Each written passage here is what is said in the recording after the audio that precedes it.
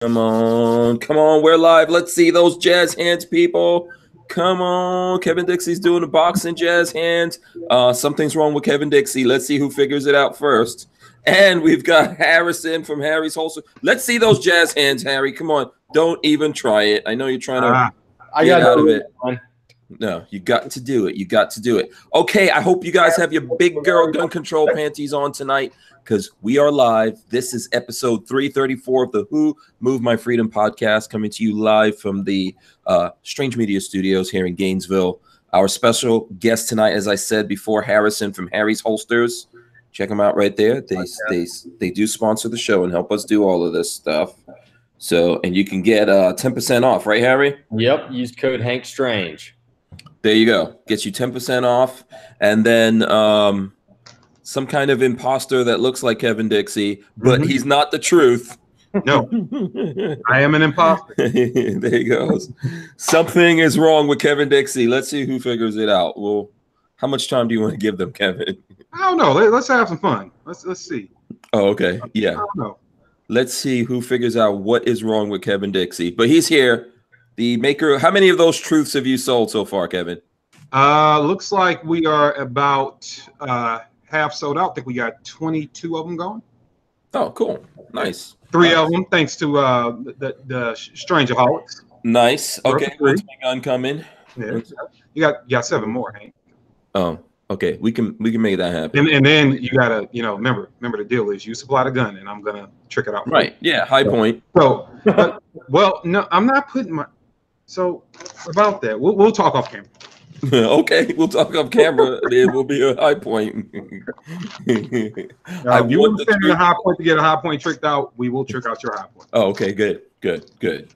All right, so the subject tonight is gun control. Obviously, sweeping background checks bill passed the House today, and we're gonna talk about that.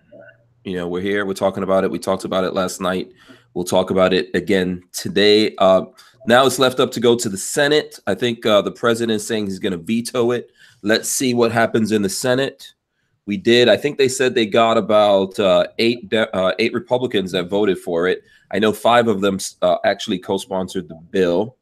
So we're going to have those conversations and other things. What other news is bugging you guys, Harry?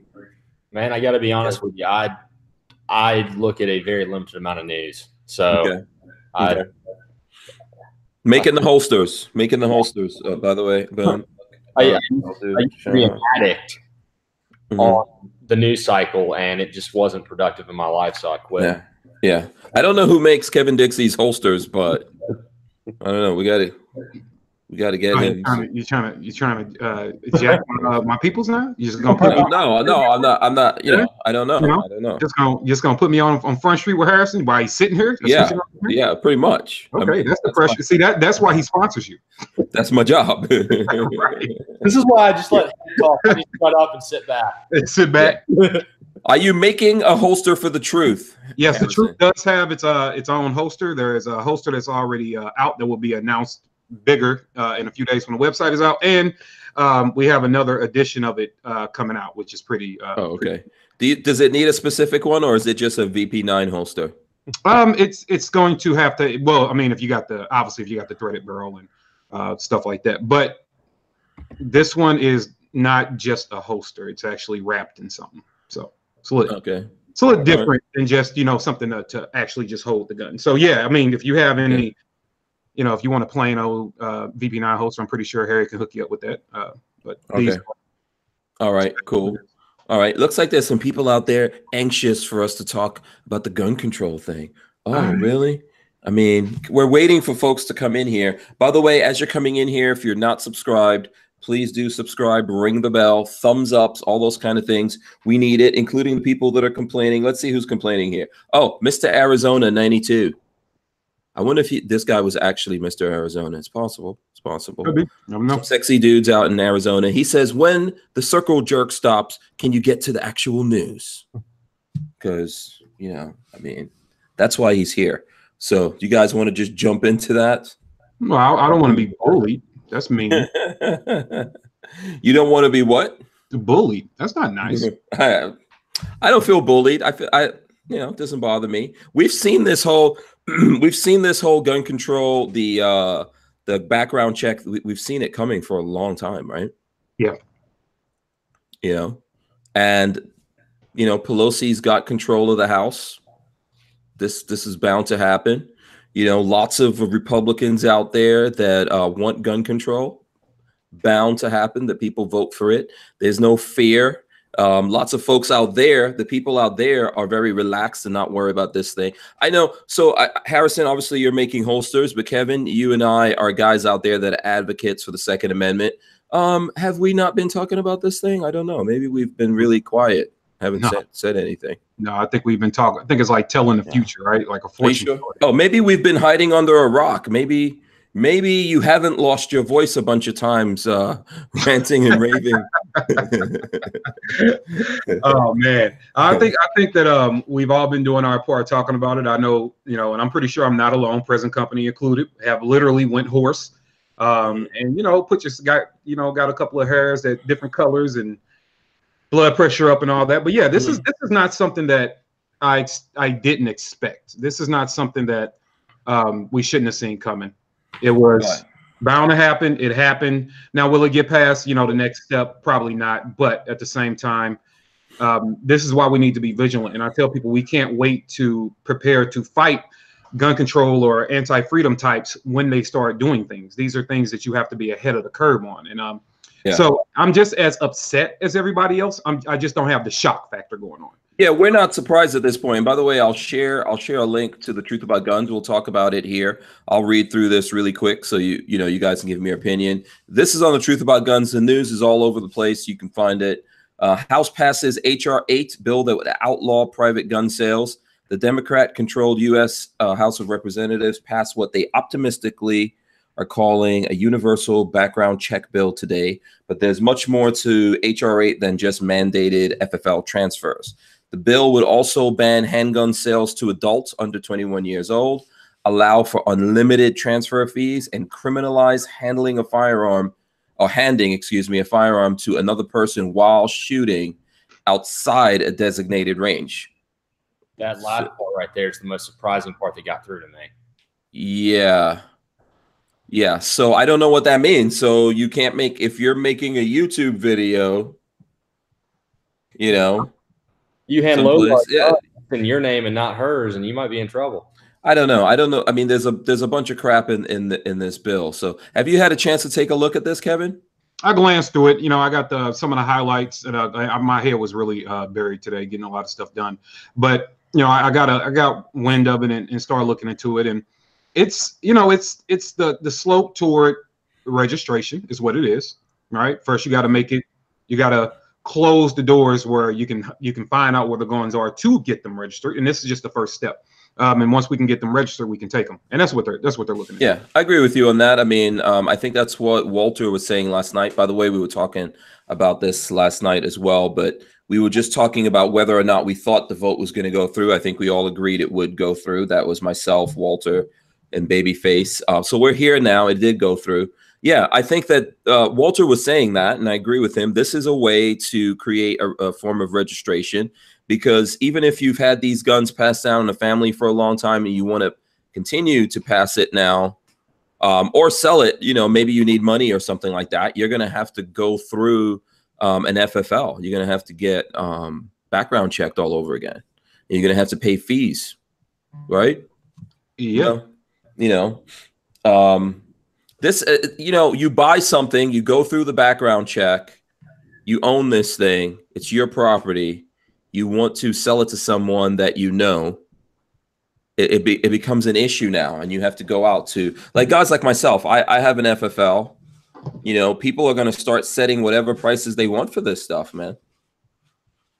Yeah, and if you just think about that. And that's kind of and that gets into a whole nother thing too, about how we can take advantage of ourselves, right? Like if this, which I hope it doesn't, and let's make sure it does not pass.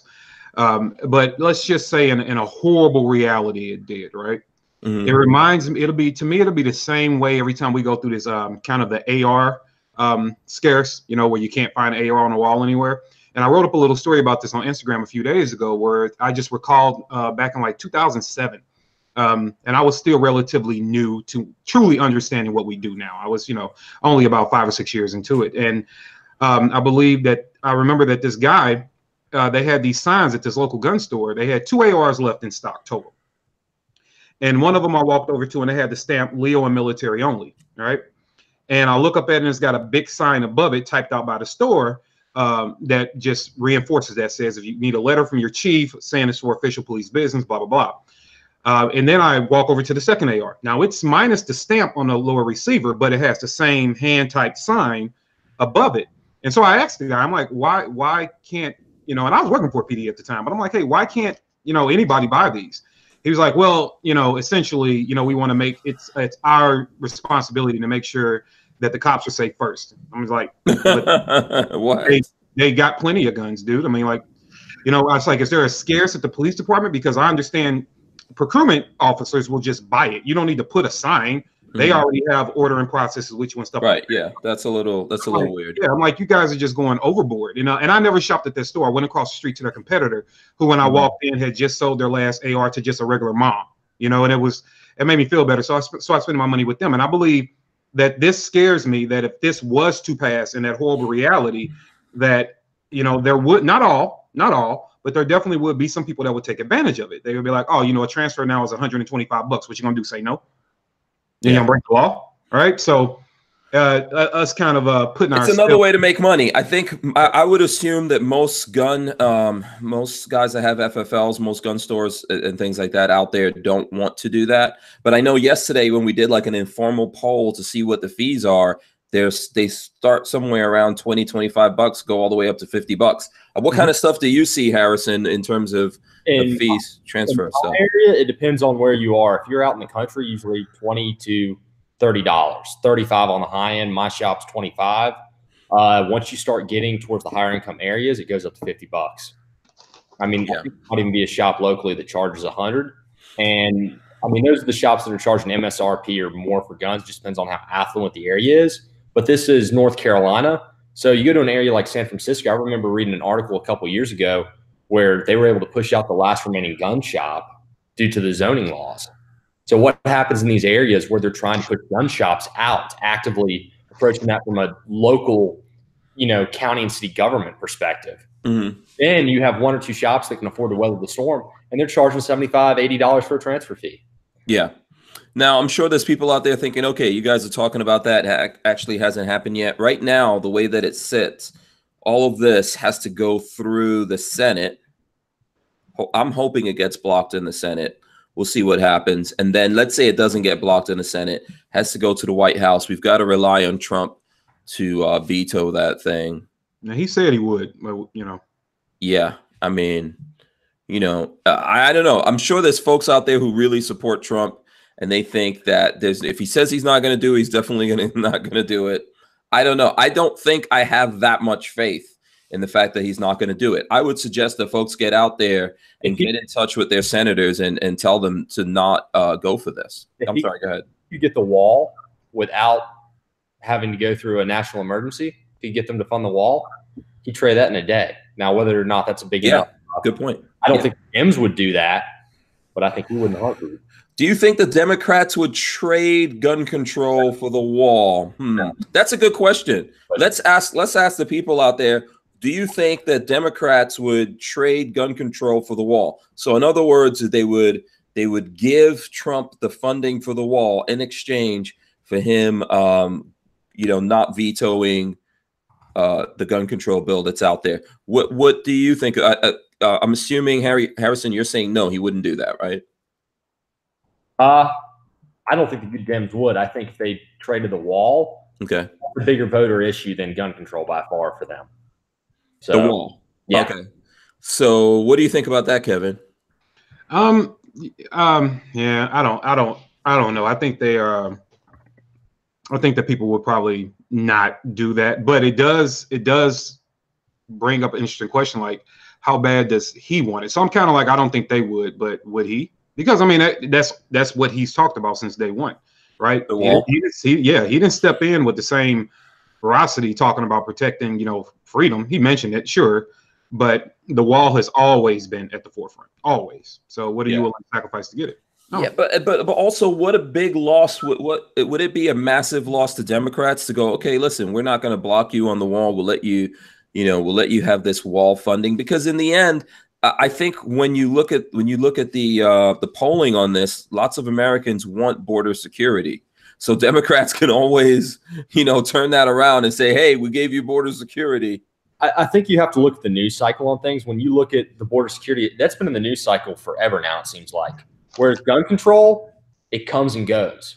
You have something like Parkland happen, and then all of a sudden you go and poll everybody, and the 90% of the country that really don't care either way, a large portion of them saying, yeah, I want gun control. You wait 3 weeks, do the same poll, and it reverses. Okay. It's out of. Are we still having that effect, though? Because it kind of feels to me like since Parkland, we've had constant calls for gun control, definitely in the media. And then it looks like politicians out there, including the ones that we thought were on our side, are kind of going for it. They haven't gained any steam, though. That's what you got to look at. So, you've always got that loud vocal minority. But at the end of the day, most of the voters everybody's a one-issue voter, whether they wanted to admit that or not to a certain degree. We only have the capacity to learn a lot about certain things.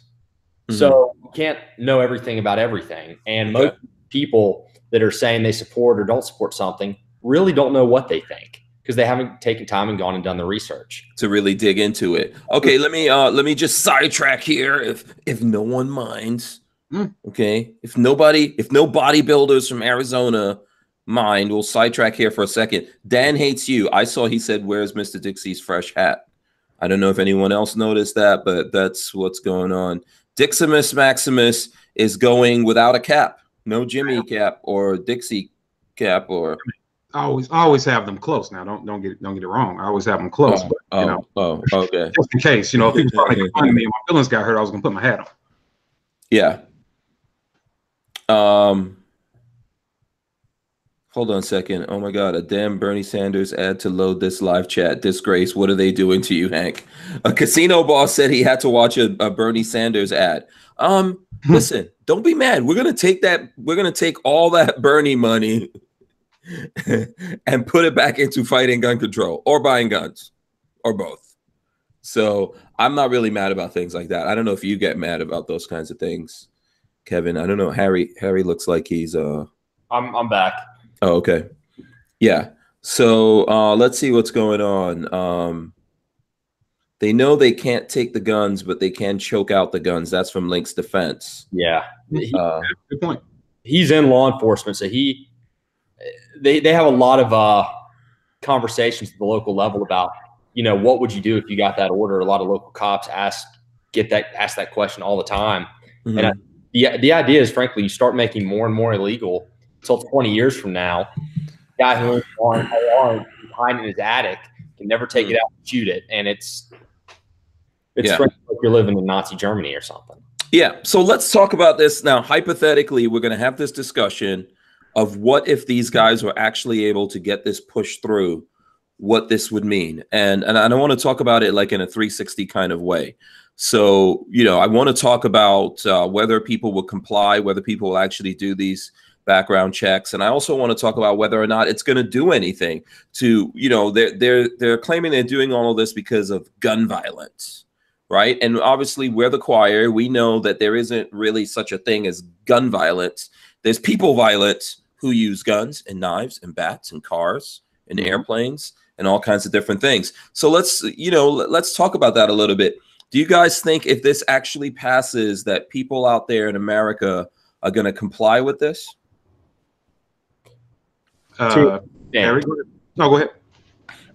All right. In my state, North Carolina, we have what's called a pistol purchase permit. So to buy a handgun here, you're supposed to go to your local sheriff, unless you have a concealed carry permit, and purchase for $5 a pistol purchase permit.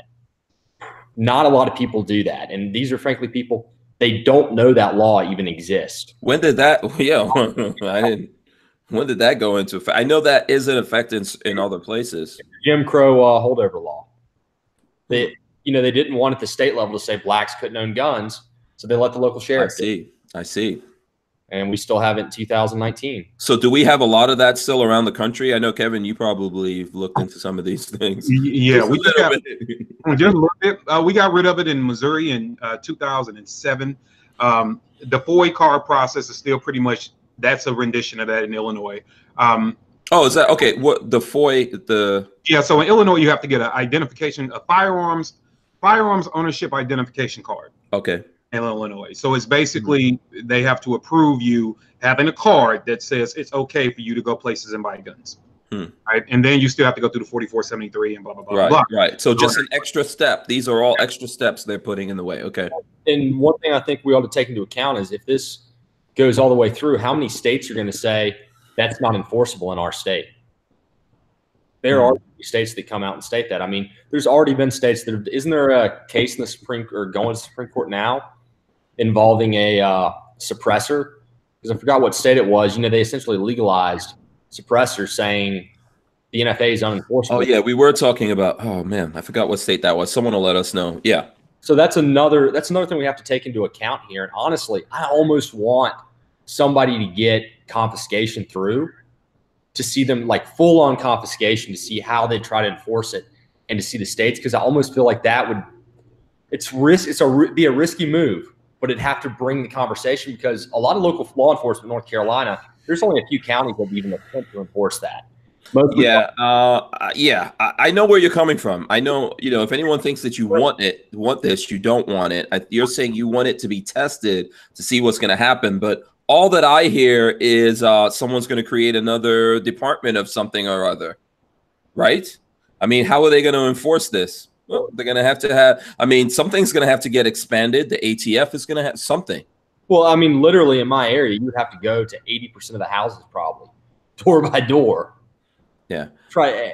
They're gonna have to expand some department or create a whole new department to do this, because this is a federal law. How are they going to enforce this federal law? I honestly doubt every federal level law enforcement agency has the personnel capacity of field agents to go field personnel to go door to door to do that. They bring local law enforcement involved, and even then it'd be stretched thin as can be, and most local law enforcement is not going to abide by that. Right. Out of the large metropolitan areas. What do you think about that, Kevin? I think that it is very unenforceable. And here's the thing. I don't think it's really going to start with the current existing guns. You got to remember, man, you got to play the long game here, right? So if I can make it to where every gun you buy after June 1 goes in a registry, so everybody that walks into an NEFFL and buys a gun, that gun across the country is now registered. I might miss the 100 million guns out there, 300 million guns, whatever it is. Sure, I'm going to take that hit, but I'm going to catch every last one of them coming out after this certain date, right? And that's what they're going for. And then if you make a mistake, let's just say that that law is in existence for a year and you do a private transfer. And now that they have documentation, they catch you with that ABC gun you bought 6 months ago and you transferred it illegally. Well, now I can make you a criminal and I can take the other 12, 13, 14 guns you have. Right, so it's the long game and it's the setup game. It's not going after the other 20 guns you have at home. It's making sure I can keep track of the extra 2 you bought before I can take the 20 later when you make a mistake. So I think that it's horrible. I don't see any agency having the manpower to go out and enforce it. Like you said, door to door, and how many people are going to tell you what they have in their home? And then people are just going to stick to the private. You're going to create a black market is what you're going to do. And there's already a black market. What you're going to do is boost that black market. I'm talking a legal black market, essentially, right? I mean, I know it's a play on words, but instead of Kevin and Hank and Harrison, who are all good guys, going into the store and doing a 4473 for that new whatever, we'll just wait till some other dude buy it and pay him, whatever. And we're breaking the law, but we're not bad people. There's no true criminal intent there. Correct. Yeah, it's kind of going on. But who do they? Here's the question that I would ask about that. Who do they enforce these things against? So the majority of criminals out there, right? And if we want to talk about I'm putting it in quotes, okay, the gun violence problem. I believe most of that gun violence comes from criminals. Now, You've got people out there who get broken for whatever reason and decide they want to go out there and do these bad things. But the majority of what we're dealing with is criminals. Those criminals, they don't care how many extra things or laws they broke you're going to tag on. And a lot of time district attorneys don't even do it, right? Nope. Well, I'm going to put this on Kevin because you probably know the information. Is it the FBI that's come out with the statistics on like they went into prisons and interviewed people, asking them involved in gun-related crimes and asking them where they got the firearms, and the majority were stolen or bought off the street, correct? No, that's absolutely correct. So when that happens, you have honestly, we're having the wrong conversation here because all right, every time after one of these incidents happens, people bring up gun crime statistics, all they want to ban AR-15s, modern sporting rifles, that sort of deal. And then you go and look at the amount of devastation caused with those. It's so small. It's like, all right, if you really wanted to make a difference, if that was really your goal, why aren't you trying to ban handguns? Because they're absolutely coming for that. This is just a step. I think it's like Kevin is saying, this is just a step in that direction. I agree with that, but the problem is we're not forcing the real conversation here. Because if you watch them on the media, they say, "Oh no, I think everybody should be able to. I think you should be able to own a handgun for protection." That's their line. You're saying the media is saying that? No, not the media, but when they interview these people, they go, "I believe in the Second Amendment. I think you should be able to own a handgun." It's all that. Oh, I support the Second Amendment, but reasonable gun control acts. Right. So we need to force them to just come out and say, we need to back them into a corner with our debate, saying, "What you really you want zero guns." Because I can also have more of a conversation with somebody that says that than somebody's just sitting there lying to your face or really doesn't understand their own position. Yeah, I don't think the reasonable question really has any merit. I don't think that's logical, right? Because let's take it away from guns and put it on other things. How many shoes is it reasonable for you to have? How many cars is it reasonable for you to have? How many children is it reasonable for you to have? Does the amount of guns that you have anything to do with your with you all of a sudden snapping and doing something horrible with those guns? I would argue the more guns you have, the less likely you are to snap based on the people I know and see doing these things. Yeah, so it's totally ridiculous, but I think what they're trying to do is, okay, we're going to get this. We don't think it's reasonable for you to have this. And then we're gonna put checks and balances against these things, and then when something inevitably, which happens all the time, happens with these other things, we go, well, then we got to take these things away from people. Eventually, it's gonna be like, you know what? There's too many guns out there. I think everyone needs to turn the guns in. What's funny to me is they always bring up this background check issue after you have a horrible event, and you look at most of these horrible events. A lot of these people bought them legally and passed the background check, and the reality is you just can't catch everything. Right. Well, I mean, and they're not catching things. I think recently that thing that happened in Illinois. Yeah, that guy was not supposed to have anything, right? Nope. And when they caught him, ATF, and that happens. ATF will, if the system misses it, they'll call people and say, hey, you need to, not allowed to own a gun. You need to turn it in. And they did make contact with them, and they did deliver the message that you're not allowed to own a gun. You need to turn it in. And nobody followed up. Nobody went and got it. And normally, if they're nice enough, they'll say, hey, you got, ABC or 1, 2, 3 amount of hours to turn this thing into this location. But nobody followed up. And then he went out and did something crazy. And now it's, oh, gun owners are the problem. We need more background checks. No, the background check system caught him before he was able to do something, and you guys didn't do your job. Right.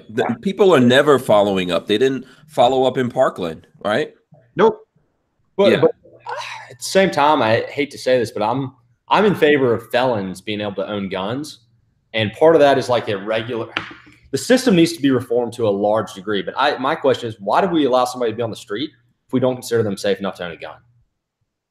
And that's and then also we live in a free society, and because of that, there are dangers we all face as a risk of that. We can't just take everybody you deem a threat off the street at the same time. I mean, I mean, I think if you did something, if you did something that was so horrible, right, that we don't ever want you to have a gun, I don't know why, like you just said, if we ever want you walking the streets. If you did something else and you paid your debt to society, why does that erase your ability to secure yourself?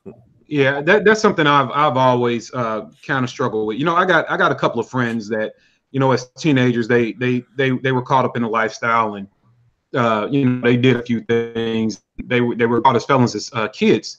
Now these men are 40 plus, raising good families, working hard, haven't done anything in 15, 20 years, and we always had a conversation about, man, and they're kind of heartbroken, like, yeah, man, I did something, but now that I realize what I'm working hard for and blah blah blah, I can't even protect us. Like, you pay better, you have it. Yeah, that's kind of it's, and then from my bias, then at the not at the same time, but then there are those few which I'm pretty sure that's keeps everybody from getting 100% on board, or those people they're just always just those lifetime criminals, and they make it bad for everybody else, right? So yeah, it's always interesting. Yeah, that's a complicated thing that we have to deal with. I think what happens a lot, and so what you've got when certain politicians are pushing that, and what people worry about, they're like, yeah, okay, so they want felons to be able to vote and do this thing or that thing because they feel like, okay, those people are going to vote for them, right? And that's why a lot of people don't want to support it. But life is a little bit more complicated than that. We have a lot of things in America that people should not be felons over. We're talking about one of them now. This stupid ass background check thing is one of those things. We keep creating things to make people felons. This is a conversation we're trying to have with people all the time. Even when I'm talking to people of color, I'm like, hey, you guys are supporting these people that want more gun control. It's going to put you in prison. Yeah, like get a child support warrant out for you. That's it. Yeah, so that's the thing about the whole situation there. You're going to support these guys that create these problems, that keep making laws, and then they come and enforce the laws against you. Now you're a felon, and you can't do anything. You can't vote. You can't defend yourself. You can't do all these things.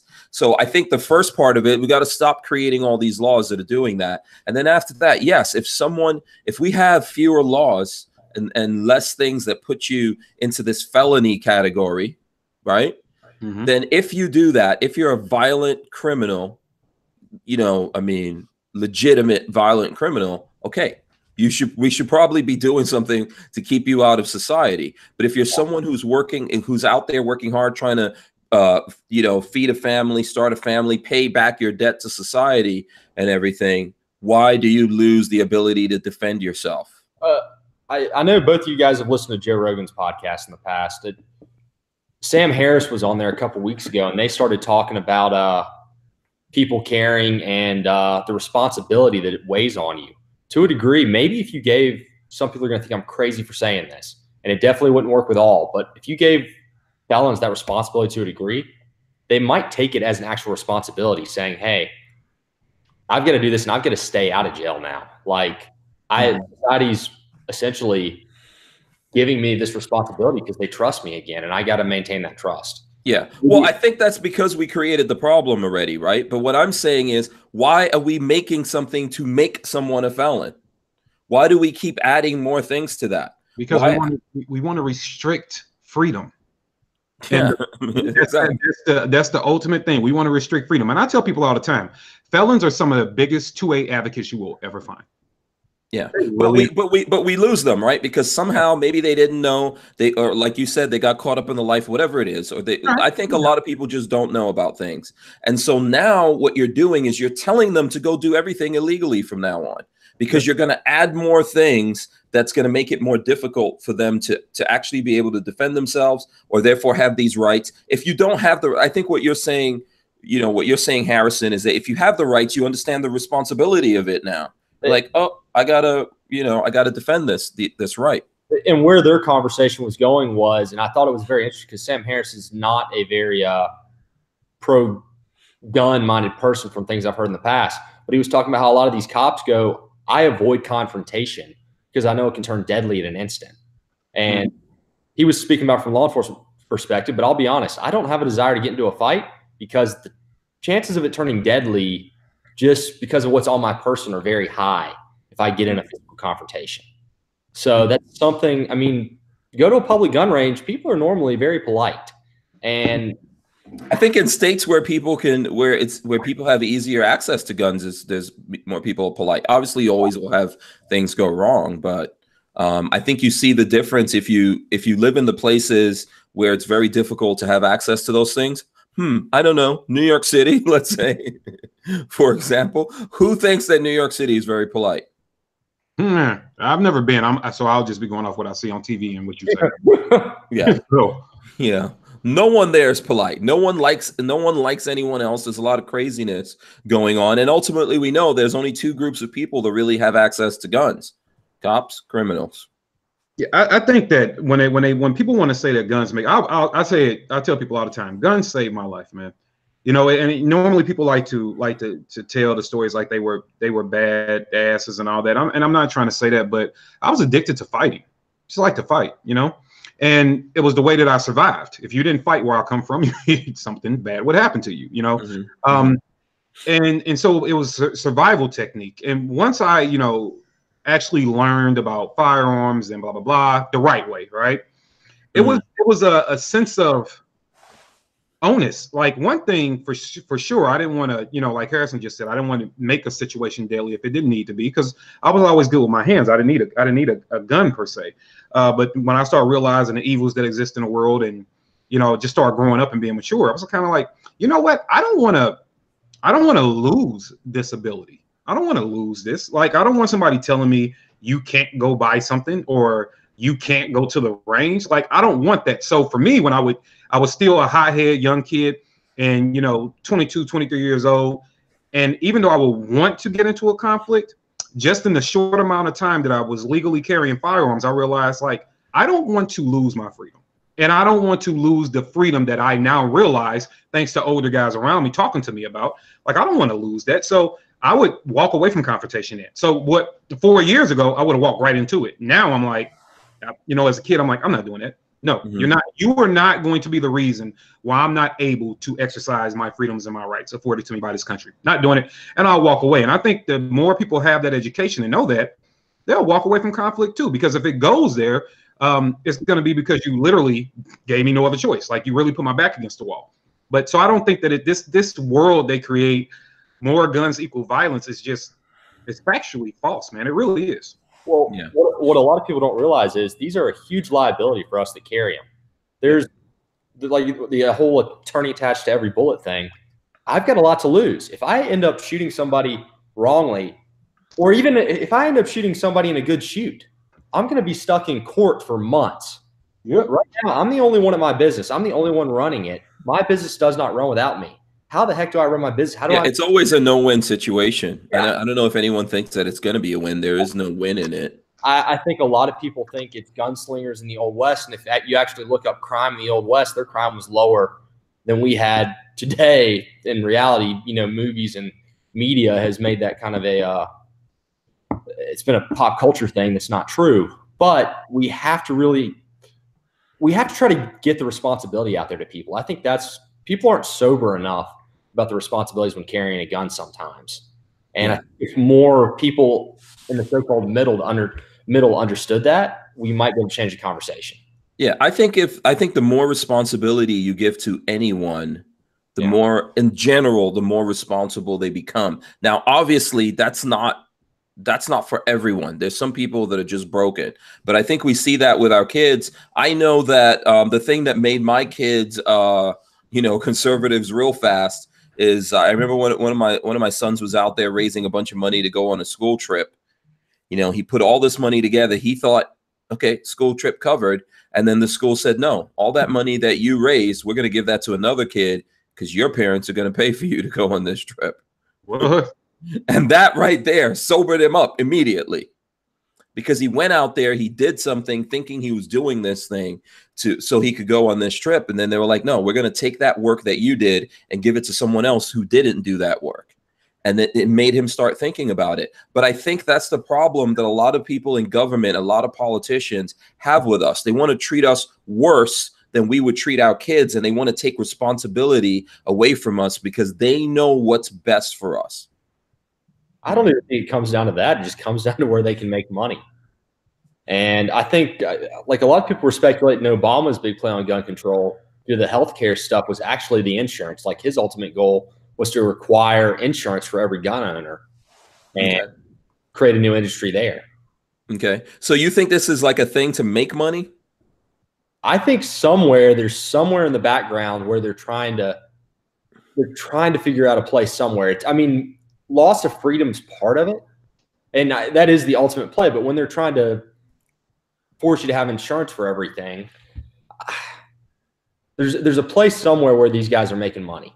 Now, whether or not it further, well, think about I think ultimately they have money. They have if you have power, you have money. The way that you get power is when you take responsibility away from people. If people have to come to you for everything, then you have power. So if I can't defend myself and I have to come to the government for everything that I need, then they have power. Well, I'm going to do whatever they say because then I'm not safe. Well, then they have a certification process, and they're giving out license to operate a security business. So there's money somewhere involved that they're trying to. Well, here's a money ploy for you. Think about it like this. Think about a simple chain of events. Them succeed in restricting the amount of guns. And I tell people all the time, inadequate arms is the same thing as being unarmed. It really is. All right. Okay. Mm-hmm. So they get down to everybody having no guns or very select few having inadequate arms. So we know crime is going to go up, right? People can't defend themselves. That's proven throughout history and countries that do it now. So crime goes up. Crime goes up. Who are we going to call more? The police. Absolutely. The police are going to say, which they already are, going to say, look, we were already stretched thin before. Now we're just pretty much non-existent. There is no way we can keep up. We need more money for more law enforcement, more systems, equipment, et cetera, et cetera, et cetera. Okay, so we then tax the people to make the people pay for the cops, right? Mm-hmm. Then you build a true police state. And then when we start passing things that, you know, are really invasive and now everybody's offended, gun owner or not, everybody's offended and believe that this is oppression. Well, you funded your own tyranny. Well, our power is secure, right? Mm-hmm. Another thing to take into account, what happens then, they get their funding and they try to get more officers. The reality, how many qualified candidates do they have? So then what they start doing is lowering the standards. Yeah. I know. Listen, you know what? I was having this conversation with a kid that I saw in the barbershop that he's about to graduate from college and going off. And we got into this conversation about the whole gun thing. And he told me he would like to be able to defend himself and all that. And we had some conversations about it. And I said, ultimately, how can you really even stop this thing? The genie is out of the bottle, man. Guns are, this is like here's an upper, right? This is just a freaking barrel, dude. It's just a cylinder. None of this stuff is really super complicated. So if we start making this a more expensive proposition, it's kind of like oil here in America, right? If we're getting oil from overseas and it's cheaper, why do we need to dig for our own oil? Oh, it's getting more expensive. Okay, it's more logical now for us to dig for oil. Well, I think that's the same thing that we were talking about with the black market. If they keep putting all these restrictions on people that don't want to do this, even people who maybe were law-abiding people, but as we said here before, like, no, you know what, screw it. I don't want to go through all these things. I'm just going to go out there to that person who's just going to build a gun and give it to me. This is what we see going on in places where they put the most restrictive gun control in. We've talked about that here on the show. We've seen places in England where they've busted guys in tool shops building guns. It happens in Mexico all the time. They get a tool shop, they start building guns, and they're selling stuff. That's ultimately what's going to happen. We're going to have these things. It's silly. It's silly to think that we're going to be in a place or a time where people aren't going to arm themselves. That does not happen. You know, people naturally, look, every human being is capable of murder. Every last single one of us. You are born with that capability, right? And that has been since the dawn of time. We do bad things to each other. We just do. I don't care how domesticated you want to say that we are. We do bad things to each other. Every human being has the right to defend themselves against the acts of another. And nobody is going to allow themselves to be disarmed. And even the people that normally go for it, when something's happened, how many times have you guys looked at the news and somebody was like, I never wanted to touch a gun, and something horrendous happens and they're like, so about this gun thing, right? And they start rethinking and they start reprocessing those thoughts because they are in an illusion that the nature of humans is not going to happen to them, right? Yeah. Oh, that story I saw on the news only happens over there. Yeah, it's all good until someone smacks you upside the head, you know? Exactly. So I think that they're living in a fantasy world. And it's really about when you start bringing in the horrors of what gun control, because see, that's always been my approach. Now, I love talking on this level and talking just about the laws because we need to. We have to educate people. That is important. It can't go anywhere. At the same time, when you start pointing out, because they pull on emotional heartstrings, right? I'm like, all right, you want to talk emotions? You want to talk facts? And that's why I bring up the things I bring up. The same laws you are asking for now literally existed then. Mm-hmm. They literally existed then. They just had simpler words because we got books that dang on thick now. Before, they just put it on one page, and that was it. That's all they needed. Mm-hmm. But these are the same laws that are allow people to be massacred. I keep telling people, and I don't know why they don't want to listen. The only difference between gun control laws now versus back in the 1700s is in the 1700s they started for blacks. Now they just don't give a damn what color the slave is. They don't care. No, it doesn't matter. It's a free market. Anybody can get it, yeah. like they say, right? So right. I think that when people are voting for that, when they're looking at it, they're looking at, what happened to maybe a friend they know, what happened to maybe a cousin they know, or the sad story on the news. What you fail to realize is you are going to be the sad story on the news. Mm-hmm. That is going to happen to you. How many? When you go back into the case up, the Supreme Court case up in Washington, where the 3 young ladies were raped for 12 to 14 hours, and nobody came to save them. And then it was ruled that the police, in a couple of different cases around the country, it's ruled that the police actually have no responsibility to protect an individual. Right. Only the community as a whole. Absolutely. Right. So why would you in turn want to give away your protection?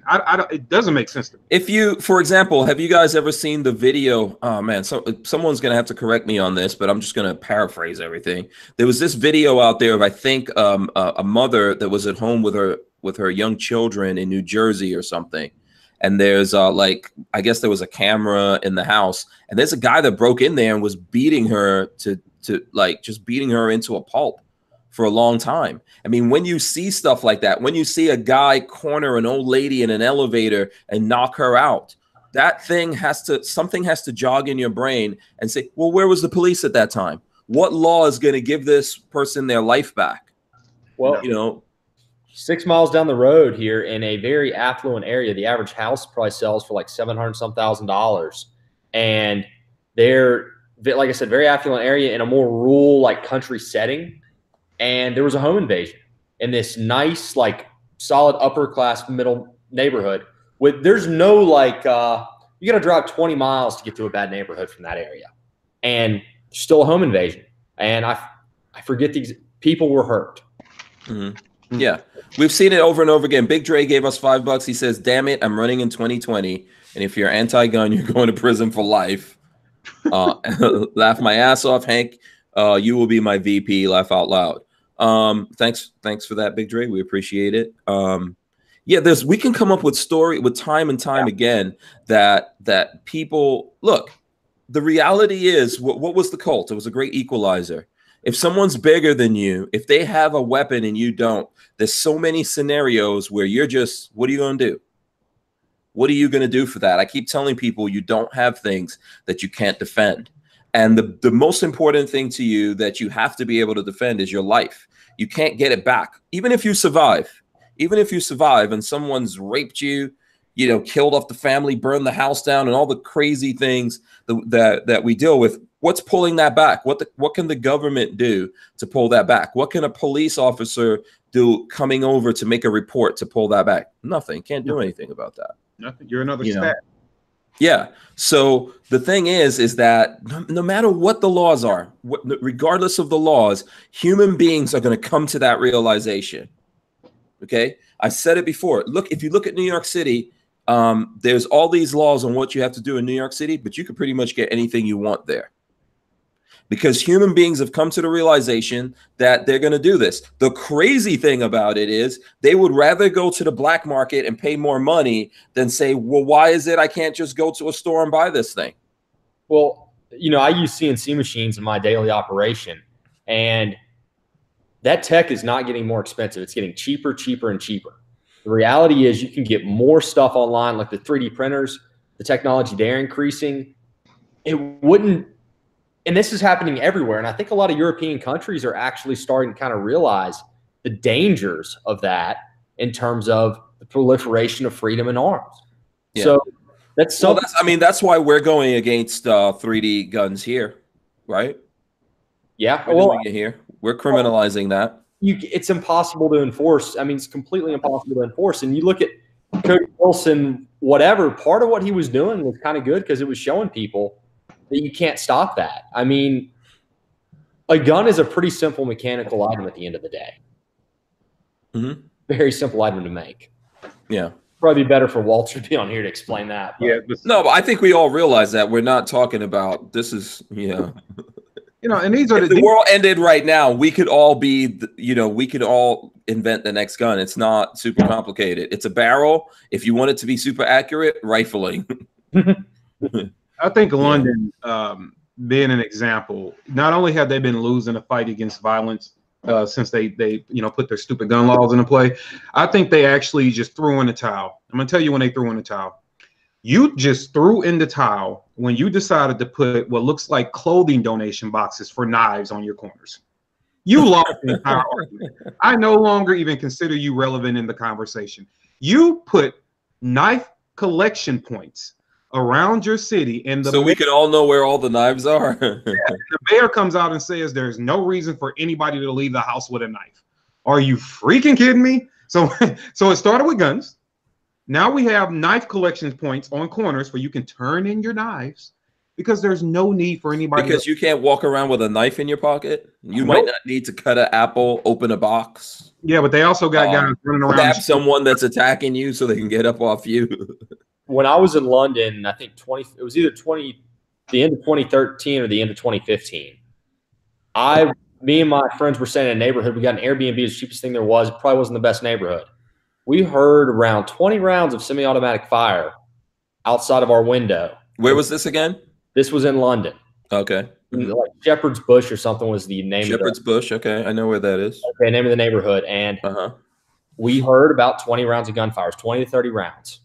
Then we heard nothing. Then we heard sirens. And my buddies actually ended up going out to the pub that night later after that, and they saw the first responders driving by with their lights off after that. I looked the news over like crazy the next day, the next couple of days, trying to find – I couldn't find anything reported on that incident. Okay. So stuff is happening there, and it's just not making the news. They're squashing it somehow. Yeah, there's plenty of guns in Europe, man. I don't know how they're ever going to get rid of it. They had this whole big thing over there called World War II. So where, for example, in England, they were preparing for the Germans to invade England. So they're always finding guns in walls and buried somewhere. There's lots of, but it's not a complicated thing. That's the bottom line here. We're not talking about something that's complicated. And these guys creating all these rules, I think ultimately even they know it's not going to stop anything. They're just going to go, well, if that didn't work, we need to add this, we need to add this. And ultimately, I think they want to move in a direction where they're like, listen, you don't need these guns. First, they're going to start with you don't need so many. Then they're going to say you don't need any. The only way I feel like we can win this conversation, though, is to get them to admit the end game. So how do you do that? You know what they have? The sad thing is they play really good damage control, because when you look at the rallies and some of the more outspoken anti-gun people, the more radical ones, they say it and then they censor them. They do. They will flat out. It was a congressman that said it, and then they start censoring each other like, shh, shut up. Yeah. You know, they do that a lot. I've seen, it was one video I was watching at a rally, and this was just a everyday citizen, but that was like, you know, we're coming to take. If you can come take my body, we can come take your guns, or something like that. And at the bottom it said, and we want them all. And you saw somebody else that was clearly supporting her come over and like trying to take the sign, like, hey, give me that. We don't, too much. You know what I mean? Yeah. So they're but there's lots of evidence. You know, you're right. I think that's true. But there's lots of evidence of Nancy Pelosi, Dianne Feinstein, all these people saying, yeah, we would have total and absolute gun control if we could, but we got to start here. Yeah, but then she's the same person that will get on your back and say, but the police aren't going to. The police are wrong, and we have to make sure that they start treating people fairly. And you poor creatures, boy. I was Trump Hitler, but you want Trump to enforce gun control. Yeah. That's the thing. Absolutely. I mean, we can bring up the abortion thing every single time. Those are human lives. Way more of them are lost. But no one considers that you have to register, have a background check or anything for that. You know, that's not a consideration. K-Rock says the majority of gun owners in New York City would rather spend more money and buy on the black market rather than deal with the city's draconian laws. Or, I'm going to add this, or get rid of the people that keep creating these draconian laws. New York City, last time I checked, was in America. America has the Second Amendment. You have the right to defend yourself, people in New York City. The reality is there's such a cultural divide, though, between them and the more suburban rural areas. How do you bridge that gap? I mean, because, I do not come from a very, gun family. My dad had a 20-gauge single-shot shotgun for most of his life that he was given by his dad when he was 8, and that was the equivalent of what he owned. He didn't have ammo for it in the house till I was 7 years old. It, sat in a rusty closet. Mm-hmm. I got him more into guns later on, and then my uncle, he's shot a bunch of skeet and stuff, but but I was still exposed to guns pretty early on due to friends of the family and that sort of thing. So how do you take somebody that's grown up in New York City their entire life and never been exposed to it, maybe never been outside of the city, and show them firearms from the sense of what we all use them? Yeah, I don't okay, what I would say about the premise that you're making is that a person in New York City or any inner city out there, any big city in America, has not come across guns. They have come across guns. They have not come across guns in the proper educational, safe way. Yeah. And that's I'm sorry, Kevin. And that's what the world of no other choice is part of what we do. And you know what is interesting when especially when I get groups, you get groups of 10, 12 people at a time, and you start taking them off, and you see all the light bulbs starting to go off. For instance, I was just doing a workshop with some kids that I put online about a week and a half ago. I was doing a workshop with these kids, and they were all in middle school, and we're sitting talking, and then they found out that I was a gun guy, and this kid immediately, so innocently, right? So just out the back, oh my God, how many people have you shot? Wanted to know, and then the questions just start coming oh, I don't know, I bet don't nobody mess with you because you will pop them. But that's what they've been exposed to. And they're talking about it, and they need to have that conversation. Right. So I have fun with them. I don't get all serious on them, blah, blah, blah. We have a good time, real lighthearted. And I just say, hey guys, what if I was to tell you that you could grow up and this is after I reinforce with them everything that they want to be when they grow up, everything that they envision themselves having. And these kids happen to come from challenging backgrounds. I said, so what do you guys want to do? I completely avoided the questions. And they started talking about their dreams and aspirations. And I said, so what if you can do all that? How are you going to keep it safe? And then they were like, well, I guess I might have to get a gun. I said, well, you might have to. But let's talk about now your lifestyle. Would you just walk outside? I think one of them wanted to be a race car driver. So I said, now, would you go out, make all that money driving cars and just walk outside and shoot some dude for walking down the street? Would you just get into an argument and shoot somebody and lose your house and your dreams and all that? They were like, no. I'm like, exactly. Yeah. And then you start seeing the light bulbs go off oh, it's real simple. But once they're exposed to people, it makes it easier. And that's why I challenge, and everybody can't do it. Everybody's got a different lifestyle. So I'm not trying to guilt trip people, but for the people that can, you should, instead of just arguing politics all the time, that's why I try to tell people, hey man, you can argue politics if you want, but when you get your hands on a group of people, represent what a gun owner is. Mm-hmm. Do that, because you can be infectious. So I think that we need a lot of that even before we get to taking them to shoot. I think gun owners should spend more time just conversing and talking to people to represent a different side of us. And I don't even start the conversations off with guns. Let them get to know you a little bit and then sprinkle it in the conversation. They're like, I've been sitting here next to you, and I'm pretty sure you guys been through this. I've been sitting here next to you for the last 30 minutes and you got a gun? Yeah. Tell me you didn't jump up and bite you yet. Yeah. Well, yeah, you're pretty cool. And then next thing you know, you start building those relationships where they're like, well, I know a couple of people with guns and they don't seem to be that bad, and so forth and so on, right? So we got to start doing more than just taking the shoot. We have to start representing ourselves when we are being misrepresented on social media and on the news so much. Yeah, I agree with that. I think I agree with that. Go ahead, Harrison. I would agree. There's also, I think a lot of people want to make gun owners look scary from the gun owner side, because they think it'll intimidate the people into not wanting to take the guns away because they're afraid of the gun owners. When I think it has the exact opposite effect. I think making us the most approachable people there are is what we all need to work on in the community. I know a lot of people disagree with that, but there's certain people that are really, you see, like, I think, like, are you guys familiar with Elena Cardone? No. Are you familiar with Grant Cardone, the success coach? Or? Oh, Grant Cardone, yes. Yeah.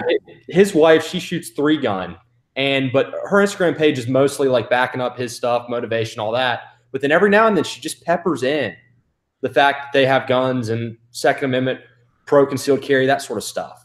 We need more people who are frankly closet gun owners to step out and start doing stuff like that. They don't need to be gun pages. They need to be 99% whatever they're doing, and then 1% or less guns, just to kind of, like you said, have that conversation where people like, yeah, I think there are people that try to do that. They just get shamed every time. I saw something about Pink and her husband. I think Pink's husband was teaching their young daughter about gun safety and marksmanship and stuff like, and responsibility, etc. And people shame them for that. Isn't he also highly connected in with like the Republican Party and certain GOP? We need people. I mean, I thought he was like a motocross guy. Yeah, but I think I don't know. The social circles they run in or something. We need people that are more politically neutral. Right. I think that people, I think there are lots, look, there's so many people out there that are gun people. Otherwise, why are the biggest movies that make the most money action films? Yeah. You know, most people are gun people. Most people realize when you look at those things, you see like people are fighting back, defending themselves. This is the great equalizer. People want to be equal. We cannot physically, mentally, you know, in lots of other ways be equal, but this is an equalizer. If you're a little old lady and you're going to go up against some big, massive guy that's a bully and just wants to beat you into getting your money out of you or whatever it is, this is the great equalizer. You put some shots in his ass. Well, and I've got to be honest, though, like her husband, a fairly manly man by definition, like you said, in racing motocross. And we need people that aren't necessarily that stereotype. Like, I think women, for the most part. I see someone saying that she's like Pink is a SJW and anti-Trump and all that kind of stuff. And look, but I think that those people realize they have to defend themselves. Everyone has to defend themselves for their different reasons. First of all, let me just like give some shout outs because I think there's a whole bunch of people. We're like very caught up in our conversation. So I want to shout out some people out there. I see C4 Defense is out there. He was saying what's up to us.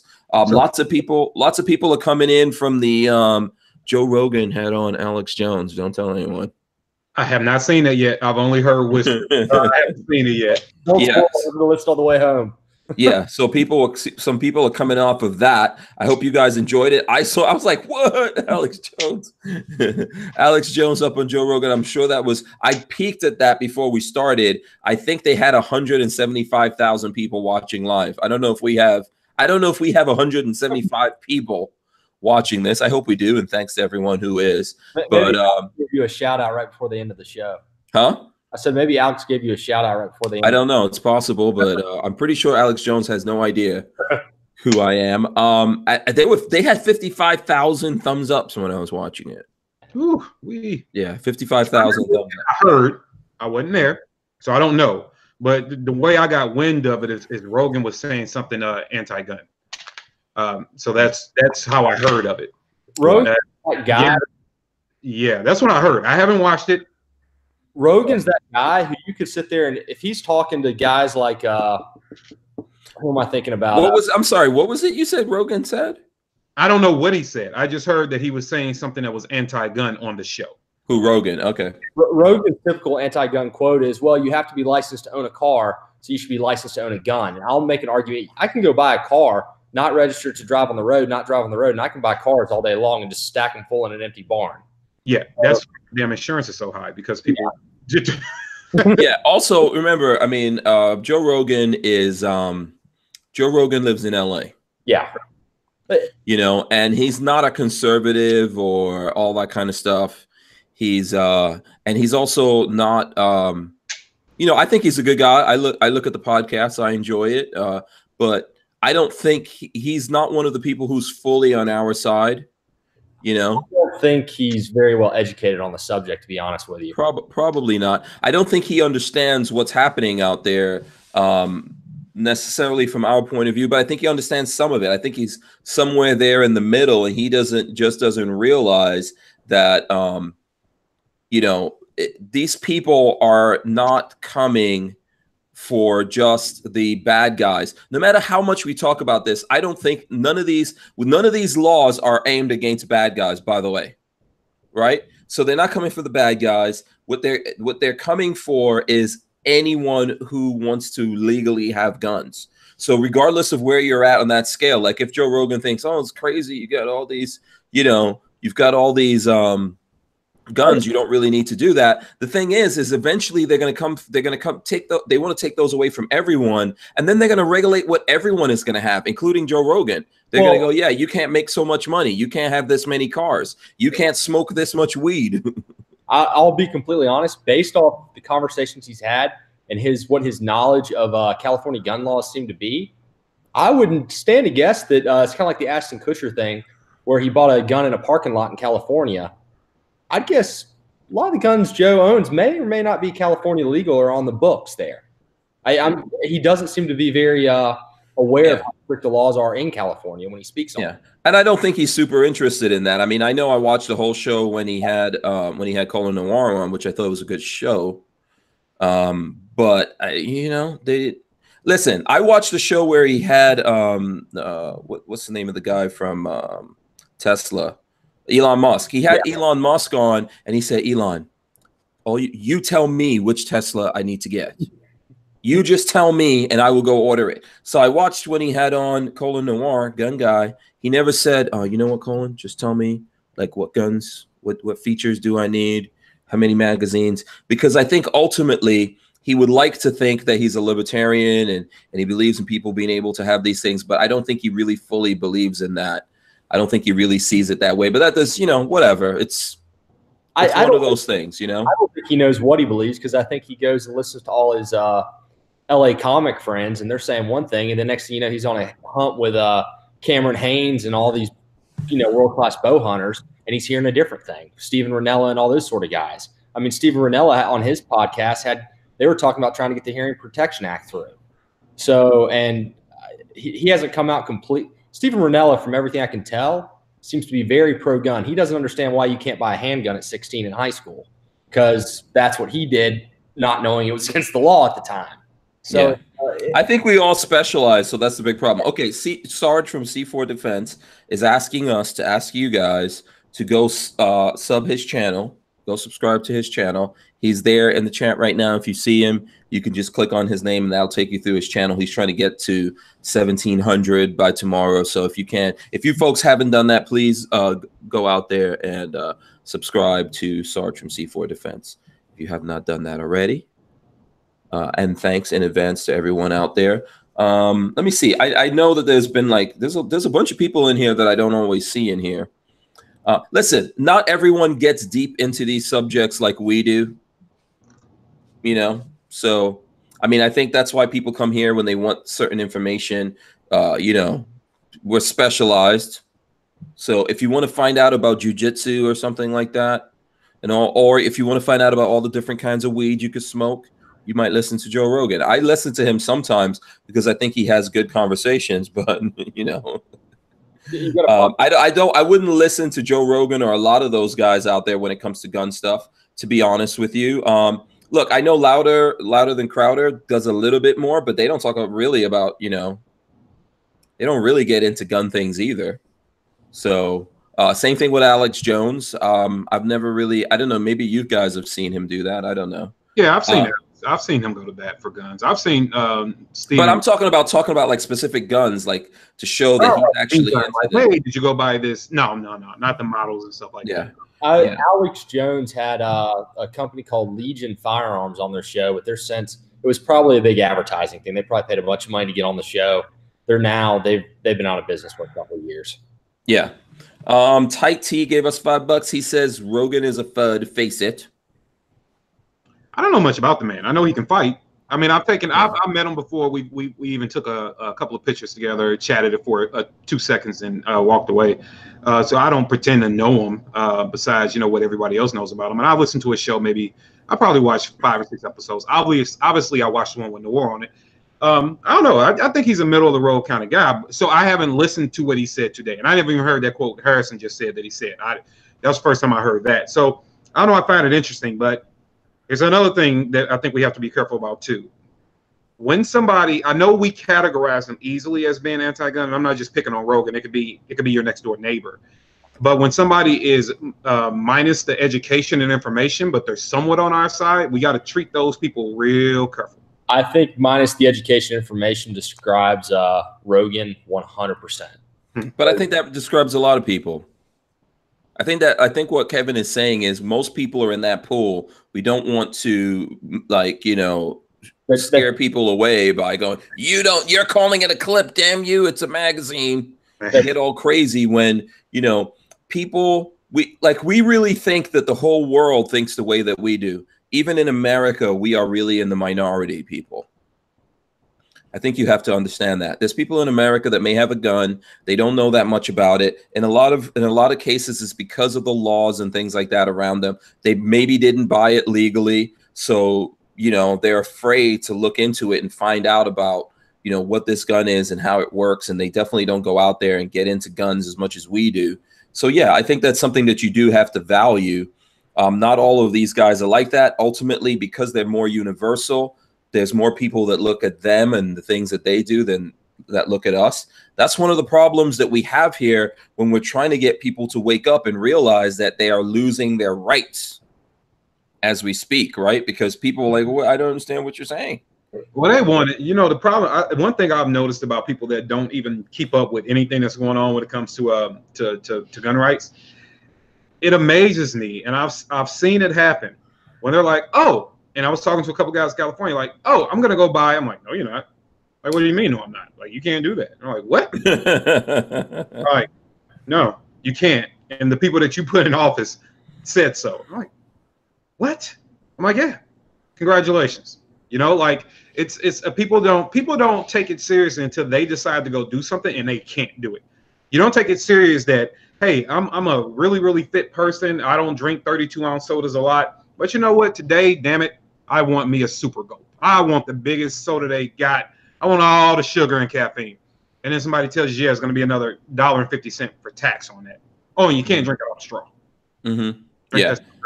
Like, that's when you find out about your rights, when you get denied them, right? Yeah. Then everybody gets upset. Yeah. Alec F1 says it's why I've said gun tubers need to hook up with someone like Glenn Beck's Blaze Network. I've said the same thing to Glenn as well. There's RJ as well. I'm not sure who exactly RJ is, but you know what the thing is? I think that this is the reason why you actually need to support publicly the gun tubers that you like, because the problem in the whole world is that if you're not big, people aren't going to pay attention to you. That's one of the things I think that, Colin Noir got to that level where Joe Rogan was like, wait a second, we need to get Colin Noir over here to get Glenn Beck's attention. The people that you're talking about need to be big enough to get these people's attention. That's just the way that it works. So if you've got gun tubers out there that you like, but they don't have enough of a following to get these people's attention and make them feel like, oh, we're going to have this guy come on and actually get into these kinds of conversations. And I don't, that's why you're not seeing it happen. We have to get there first. The reality is getting Glenn Beck on the the attention of Glenn Beck is kind of useless because you're preaching to the choir at that point. His viewers are all already in that base. You've got a better chance of honestly converting somebody like Bill Maher, or at least getting to have a conversation with him. I know Colin Noir did some stuff. Okay. I would disagree with you on that. I think that Glenn Beck's audience, or even what's his name, Alex Jones, I don't agree with you. I think most of these people, there's a lot of people out there that say they're Republicans and say they're conservatives and they believe in the Second Amendment. They don't know shit about the Second Amendment, and they don't understand guns. The bump stock thing comes, they're all for it because Trump's the one pushing it. Mm-hmm. I agree with that to a point, but I think bigger picture, we have to think bump stock thing. I hated that went through, but ultimately we're fighting a bigger fight here with, universal background checks. Mm-hmm. Frankly, that's a complete culture war that really we're probably losing right now. Yeah, I think it's going to be won. Yeah, hold on. A couple things. Tight T gave us $5. He said he's a bow hunting FUD. Spelled it right. He put 2 D's. He put double D in there. Stand Okay. This time, yeah, I'm not a FUD, so I wouldn't know these things. Okay. Yeah, you know what? I think that here's what I found. I found lots of people. I've been here locally and in other places where the people are like, yeah, man, I'm a Republican. I'm a conservative. I believe in the Second Amendment. I'm like, cool. When do you go shooting? Oh, you know, I've never really gone shooting before. You know, and so I think that we think that all of these people who fall into this category are like us, and they're not. You know, someone else was saying that they have seen, like, Glenn Beck had gun guys on and all that. I don't know if he does or he doesn't at this time, but we need to be able to. I don't think there's anything wrong with that. I think we just need to be able to talk to those people and maybe get more people into this thing. Then they understand it, I think, better. When you actually exercise a right, that's when I think you start to understand it, because it's like Kevin says it all the time, and I've heard other people say it. If you actually go shooting and you realize, oh, this is fun. You know, this is a fun, cool thing that I could do. Now everything starts turning in your brain, and you realize, oh, wait, I might lose this. I might not be able to do this. This is going to get restricted. And I think a lot of those people don't do that. Go ahead. Sorry, I think you wanted to come in there, Harry. Say something. I lost my point, frankly. Harrison's drunk. I think when people we're getting a little distracted. There's a bunch of things going through. There's a bunch of things going through the chat. Folks got to focus on the big picture, man. And although I totally get whoever said that about Glenn Beck and the Blaze, I totally get why they said it. I understand. I get it. But I've always been a fan of going to the places that, you know, we necessarily don't belong, right? Mm-hmm. Okay. So. And I will tell people it really is the voice of the people. So I've had the privilege on being on TV and being in some of these rooms and talking to people and being on the cover of magazines and all that crap. And, you know, it's those are the rooms we need to be in. You know, like it's great to be with the people that agree with us, because every audience can always learn something, get rejuvenated with a different voice. And yes, those things are needed. But when you walk into those rooms where you are not expected, you know, and you're not wearing the Mona Lave shirt, and you're just a dude. You're just sitting there. You're just a girl. You're just sitting there having a good time. And when you start engaging in those tough conversations and the tough rooms, they start seeing the calm fortitude, if you will, of a gun owner. They start seeing the image that is not like what's seen on TV with the sleeve and the big beard and stuff like that. And when they see that, it humanizes you and it calms them down. I'm telling you, it really does. And they have to start then questioning themselves about, okay, so what have I been saying about this person that I now like? What have I been saying about somebody who actually just stands up for something that they believe in? And those rooms are where the tough work is done and the hearts have changed. I know I stood in a room, I put up about a year and a half ago. It's a video I put up on YouTube called Into the Lion's Den, where I stood in a meeting with 30 anti-gun politicians and me. And that was it. Mm-hmm. Mm-hmm. And I put the camera down like it was like a hit, like they didn't know. Yeah, I remember that. Yeah. You know? And because I wanted people to see what the actual conversation is. And after I, just had a conversation with those people, you could hear questions like, well, let me just ask. Very easy to answer questions, non-confrontational.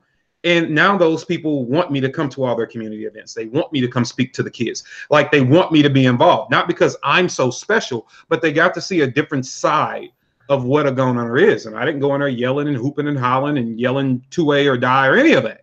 I just went in and talked, stood on my morals, stood on my principles. I don't back down, but I had a very calm engagement. And now they want me involved in the community. They want me at their events and so forth and so on. And so now if I got 30 of those individuals to now give me access to 30,000, how many of those people can we affect, right? And then those 30, you get 300 out of the 30,000, and they go talk to 5 people. And that's how we do it. Yeah. You know what the problem is with that, Kevin? You know what the problem is with that? It's not the sexy work, man, but it's the work that needs to be done. It's not the sexy work, but you're right. We need to do that. That's the thing that needs to happen, so that people actually have like an actual understanding of what's going on here, and not headlines or sound bites. Sure. Well, and I hate to keep on going back to Rogan's show, but did you guys see the one with Killer Mike? Or did you listen? Yeah, I saw that one. Yeah, I saw it. Yeah. I think something like that, the thing is, when you get on a large platform like that and you have somebody who is not, Coleon Noir, he's a 100% gun guy per se. Hank, you're a 100% gun guy. Kevin, same thing is how you're seen. Get somebody like that is like a 10% gun guy. They just have so much more power than us. You are 100% right. And you know what the funny thing is, if you see, like, I remember when so here's my perspective with the Killer Mike thing. First of all, huge fan of Run the Jewels, right? RTJ, I'm a huge fan of that group that Killer Mike was in. Then I saw that Killer Mike and Coleon Noir had some kind of thing, and I found out about it because of the controversy, and it got kind of like blown out of proportion. So I saw I think Noir released the whole interview, so you can see the conversation they had. A lot of people need to go look at that to see what actually was said. And then Killer Mike backed off of things because, there's a lot of pressure on him in the industry. This is a guy that's making money, all that kind of stuff. He backed off of stuff, and I was mad about it. But if you actually sit down and listen to him talk, there's a lot of things I don't agree with. But I think when it comes to the Second Amendment, he's like, I don't want to give up my right to have guns. And that's the important thing that people need to take away from that. Now, there's other stuff in there, like, he's a socialist, he's a little bit crazy. There's other things that he goes off into. But the important thing to think about that is an entertainer, a black person out there who is saying, yeah, we don't need to ever give up our rights for guns. And I think that's the important. We can't try to make that guy into us. Like, that part of it is what everyone needs to realize, that there's someone coming from a completely different point of view that says, no, we don't need to give that up. Something to think about, though, is how do we get more people like him to come out? Like, look at Post Malone. He's a gun guy, but it's difficult, man. He's not, and I don't know if he's necessarily the best. He's not the most articulate. But it's difficult because Killer Mike took blows. I mean, and probably took them from all sides, because like, I remember being mad at him. I was like, why the hell is this guy not, why is he backing down and not, standing up for his conversation with Colin and all that kind of stuff? Well, if there's $1 million, anyone out there can say whatever they want. When there's $1 million involved in this conversation, when there's people that you have to are giving you shows and doing this thing and doing that thing, you might want to go, okay, let me just just pacify these people. I wouldn't do it, but if you're in his position, we can't say to that guy, no, man, you have to forget all those shows. You don't need the shows, because we're not going to go buy his albums. We're not going to go see his concerts. I think that when you look at stuff like that, I actually had this conversation with somebody in my inbox. It's a guy I know, and we were talking about the conversation. Essentially started with him saying, it's easy for a business like yours, since you're small, to say what you won't do when it comes to supporting certain things or getting in bed with certain politicians and things like that. He said, if you were a multi-million-dollar company, you might have to look at that differently. And I told him, I said, well, no, I won't, because these are the morals that I'm based off of, right? But I think if you don't, and I'm based off that, and that's just what I operate with. But I think if you step into something and it's not your foundation, it's easy to flip. Like, if I all of a sudden start playing a guitar, and I'm like, oh, okay, I'm kind of good at this guitar thing. And they're like, oh, okay, he's kind of cool. We feature him on, he rocks out on the guitar. And somebody says, hey, dude, I'll give you $3 million. You start playing the trombone. Well, trombone looks mighty delicious right now, because it's not my foundation. I don't have the same attachment to it. I think when you have a love and attachment to things, it's a little bit harder to sell out just for feasible finances. But then that depends on the morals and the character of the individual. Me personally, I wouldn't, but I can't speak for everybody, because money is the root of all evil. It will have people doing crazy things. I've never looked at a $7 million contract. Never have. But I believe that if you put I'm firm on, if you put a $7 million contract in front of me and said you have to trade your morals, right? So if you're saying, if Bloomberg comes to you, he's offering you, forget about 70 million to say that we don't need the Second Amendment, I know where you're going to be at, man. I do. I know where you're going to be at. You're going to say hell no. Yeah, I'm going to say hell no, and I'm still going to ask him for at least $7. Like, give me something. Give me something. And then for the and I look, I am for the rest of your life, your wife is going to remind you of that. But I'm with you, man. I'm not. This is how I feel about the Second Amendment, because I could easily take my skills and my abilities and go do anything else and make money. Well, I think what you were talking about, Kevin, about how people have a love and a passion for some things, but it's not necessarily, I think you might have been going there, it's not necessarily their main gig. Right. So you have somebody like, when it comes to politics, Harry's Holsters does not get political when it gets outside of the Second Amendment. To a degree, there's been some stuff touched on here, but it's not a good policy for my company to get political outside of that. Yep.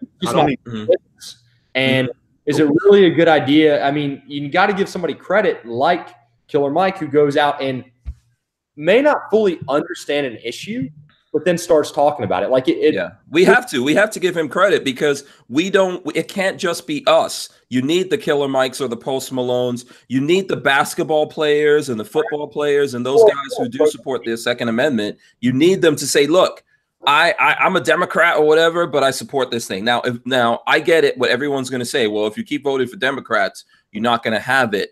But you need people to start that and start on that path so that they eventually come over, to realizing this. That's what it's going to take. Shaquille O'Neal is a legit freaking gun guy. I mean, he's taken multiple classes with Kyle DeFore. He's a sheriff. Yeah, he's in Florida somewhere, or deputy. Is he a deputy or a sheriff? I can't. How do we seek, but even then, it's something that we know, but it's not something the mass public knows. So how do you get these guys? And think about, he's retired. I mean, he really doesn't have a lot to. I guess he can lose some endorsements and stuff here and there. But how do you get? Nobody's going to walk away from Shaq. He's a cash cow. Yeah. So how do you get more people like him and him to come out more publicly about these things, and maybe be a little more? Maybe not have. It doesn't do any good to have them sitting on the nightly news doing their little 3-minute slot where they're going to slaughter them, where they're going to edit it and make them look horrible. But what it did, his Instagram, show a few more pictures of him hog hunting or something. You have to be able to draw the celebrity out. And so, I think that a lot with, and I'll just make it about me for a second. When you're doing community outreach and you're advocating for civil rights and you're being seen in that light, it puts you in a different sphere of people, right? Because now you have that activists in all kind of areas that want to reach out and talk and blah, blah, blah. So in the last 4 months, I think I've been in DM conversations with 5 or 6 entertainers. Mm-hmm. I've gotten boxers, legit world champion boxers following me now, because they didn't come for the guns. They came for the other things, me just showing, Oh, they somehow identified with you. Yeah. And they were like, oh, yeah, look at this dude. He's okay. Yeah, he's into guns, but you see pictures of me with kids. I am showing them, guys, we aren't different, right? I might not have the millions you have, but I'm still a hard worker. I came from the same neighborhood a lot of you guys came from. I just happen to be a guy that believes in all civil rights. And I know that I can't protect the stuff we all work hard for if I let people take my guns. And I think that's what we need. Right. But that's what we need right there, though. Don't you think? It draws them in. They're like, oh, yeah. And I think that's why a lot of the bigger entertainers, like you look at a Bill Maher and you look at a Joe Rogan, they don't mind having Noir on their show. Obviously, he speaks well and he can hold a debate. He's good for TV because he can debate very well. But at the same time, look, I mean, he's not aggressive. He's not what you would assume a gun owner is. So they're like, oh, this dude likes cars and jewelry, and he's just a guy, And so it makes him easier to appeal to. And that's the same thing I did with the community outreach and activism. You got to have the young black hipsters. That's all right. Yep, I mean, I'm just teasing. I'm just teasing. We have to be able, Terrence, we have to be able to totally get outside of, and that's why I tease people. And I do it all in fun. I'm like, all right, dudes, how many tap rack strike videos and quick draw videos are we gonna do? I mean, like, when are you gonna do something else? Put up images. I'm not gonna ever tell people to put their kids up because that's a personal thing in private. But let me just see you hanging out at the Burger Shack. Let me see you and your wife do a funny video. Like, let's just make it, humanize it more. And then you will see people will start to become comfortable because every time they click on you and go look for you, they aren't always seeing you just doing something with a gun. If they can see you as a person first, they're more likely, and that's the conversations I've been having. They are more likely. Like one rapper told me in the private chat, he was like, as soon as we're in the same city, let's sit down and have lunch and take this offline because I can't afford to have this conversation publicly. You know, but they're willing to take the risk to have the conversations because they see the human first. I think the more we do that, the more, whether it's public or not, I think maybe it's probably better if it's in the beginning, if it's private, but even if it's public, of you taking that rapper out on the range and showing him like he may even own that gun, but he doesn't really understand everything about how it works and all that kind of, the more we see that and people start realizing that it's acceptable in the culture to have guns, go to the range, understand safety, shoot these guns, and incredibly importantly, understand the rights connected to it. I think that's the stuff that you do. That's the stuff I've seen Maj doing. You know, of telling people, you want to know what's going on with this? You're about to vote away this right for this thing. And you know, I think the more people do that, then the more we can normalize the culture and this little tiny thing that we have that we know about. We can normalize it, and one day you can get someone in a rap song saying, "Yeah, it's a magazine, not a clip." You know, it can happen, but we have to be patient. We have to make the sacrifice. We have to keep working on it and going in that direction. And we need multiple people. We're not going to be able to do it with just Colin Noir or just Maj Toure or, you know, just Kevin Dixie, just Hank Strange. We need more and more people to do this. And, you know, and then eventually it will become normalized and people will realize, oh, okay, this is an acceptable, safe thing that we could do. Noir did have one of the most popular guys out right now at the range shooting the advocate, Lil Duval. Lil Duval, okay. Yeah, he had him out at the range shooting the gun, and you could definitely tell he was new to what he was doing. And it was a pretty cool video to watch because you can really see how new he was and green he was. Was that after he had Vlad TV on? Because I like the fact when he had the guy from Vlad, DJ Vlad from Vlad TV, that he did something with him. He did some interviews, but he also, I saw some footage where he had him out at the range and was showing him some guns and stuff like that. And that's a LA guy, right? That's pretty big in hip hop in terms of news. He's like TMZ for hip hop. That's the kind of thing that we need to see because eventually, and he owns guns. Vlad TV owns guns, but a lot of times he's on the other side. This is how we need to get these guys to come over and realize, like, oh, these aren't things that are, you know, they can be destructive, but these aren't things that we should give up the rights for. Right.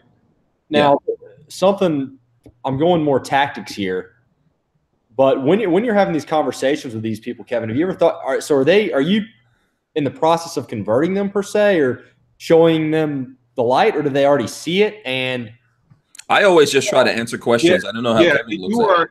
It is more of a, you know, if they're reaching out to you, they're already curious about something, right? It's already that curiosity. So it's more just fielding the questions, and it's not having a motive at all. It's more of just, hey, okay, you're curious, you want to talk, cool, and they get to talking. And you know, one thing that I will humbly say that I think I do is I just bring a different perspective. I say things in a different way. Like, I never thought about it like that before. I was like, and I don't need you to come to a conclusion now. Just think, you know, just think, dude. And then I make sure, and I make it a point after they're done asking their questions, I make it a point to ask them questions.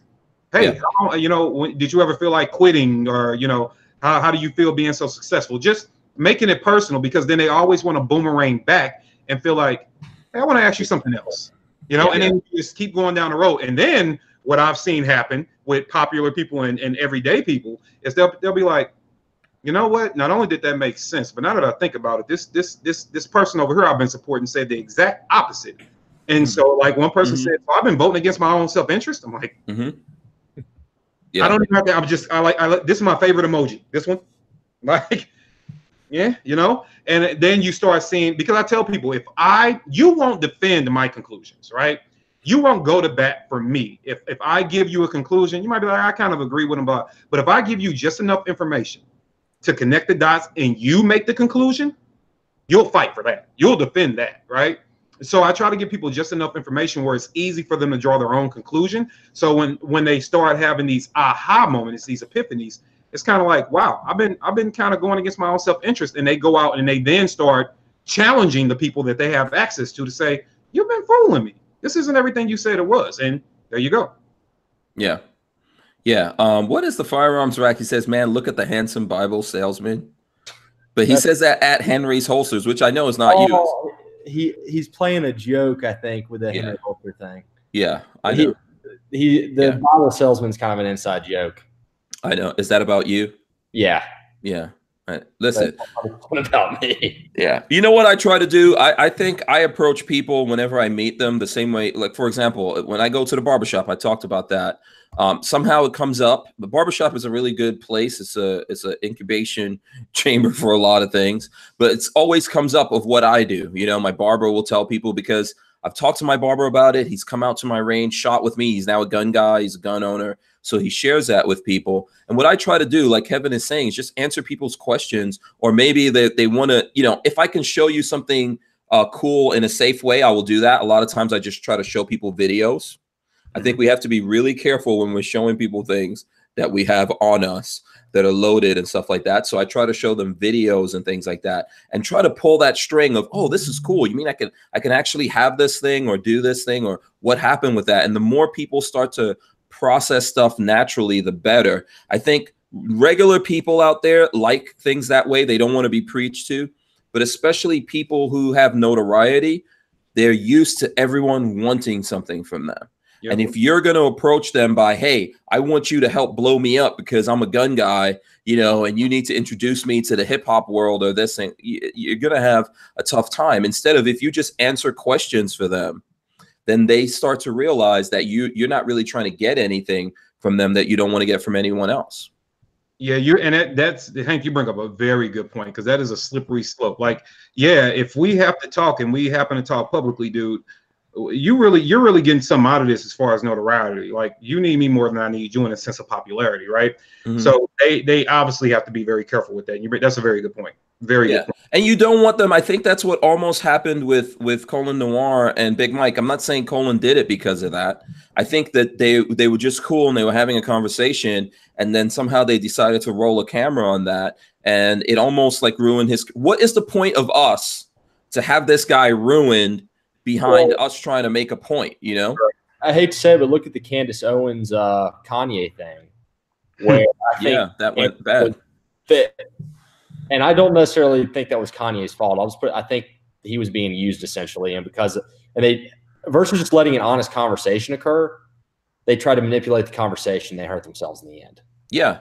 And ultimately, maybe you lose Kanye growing in this direction, because whenever you realize, oh, everyone has their thing here and they're trying to get something from me, that's not what we want to do to the world. We want people to realize that this is really something that's for them. I'm going to cover up his picture because I'm not going to put him out there. So, but this is, I don't know if you guys can see that. Can you see that screen, the top message? Mm-hmm. Yeah. So that says, basically he's saying, I'm paraphrasing because I can't see it, but he says, love the movement, keep doing your thing, brother. That is from a world-class boxer. Mm-hmm. You know what I mean? And then you can see me at the bottom like, oh man, thanks for the love. Now I'm following you back. You know, like that's, and you didn't see, I didn't start chit-chatting. I didn't go into, oh my God, let's talk about guns. No. Cool. You dig it? Cool. So I know you're watching, right? Mm-hmm. Yeah. So let's just keep doing that. You guys are paying attention. He was like number 5. Let's just keep doing that, and let's just keep it going and keep it going. Because I know me, my small level, and I'm pretty sure, Harry, you make hosters, and Hank, you're a public figure, so I know you go through it too. How many people have you encountered that you know from the moment they say hello to you, they want something from you? That's all it's about. It puts you on defensive immediately. You know, it's like, and you're kind of like, even at our level, you're kind of like, Jesus Christ, you know. So can you imagine having 10 million followers or something? But I could tell you this, Harrison. I mean, I think it's a good question that you brought up, and we're talking about stuff like that's things we should be talking about, but we're talking about this because I think it's a good point. And this is the thing I think that we all need to realize when we're talking here, whatever it is we're doing. I try to maintain this. If you think that there's not some huge rapper or actor or rock star or whoever it is out there looking at this, you don't know who's looking at this. We create these things, we put it in the world, and we don't know who's actually looking at it. Yeah. And if our first thing is to always beat up on them, we're always going to push them away, because this is an anonymous thing. If you want to know about guns, at some point there's rappers out there that are rapping about guns that when they come to a serious understanding, maybe they have a near miss where they almost do something accidentally with a gun to someone they care about or themselves. There's something that's going to happen to them, and they're going to go, you know what? Maybe I need to look at some videos on YouTube about how to do this, and they're going to come across people, and then they're going to start following those people. So we need to think about that every time we open up our mouths and we're out there doing things, that when you put it out into this universe, you don't know who is listening and watching and paying attention to us. And, another thing too, another problem in general, and I'll say it even within the gun community, if that's the thing, I think that we don't know how to acknowledge ourselves as being something outside of just gun people. We don't even know how to. Like, we'll be like, hey, you're a cool gun guy. I'm like, dude, okay. Yes, that is definitely a part of me. Absolutely. But it's not the only thing I do. And I think that even we have, how many very, very intelligent people we have, that whether they're just, the guys watching the screens or the guys on the screens, that there are that do, and currently do a lot of other cool stuff, absolutely. Yeah. Yeah. And I think that as a whole, we don't congratulate that enough. I know I got a few guys that I follow that are gun guys, but they're artists. So they paint all the time. And they'll do lives with them just painting pictures. I find that stuff pretty cool. And, and when I can, I try to support or donate or, save up some money. Their art's not cheap necessarily. It's or pricey. But when I'm looking at it, I'm like, man, this is cool. And we should support people in their other endeavors. Because we need to start seeing ourselves as just more than gun people. And you kind of sound like you're going against the grain when you say that, because people are like, all I want to do is see fast reload videos, slow-mo videos, feed me, Seymour. They just want the same stuff. And I'm like, yeah, but if we keep feeding the same stuff and we don't diversify, we are going to die. Well, This is something I wanted to kind of bring up for everybody watching. There's a guy I follow who's from Norway, and he has a cooking page. So I'm not sure.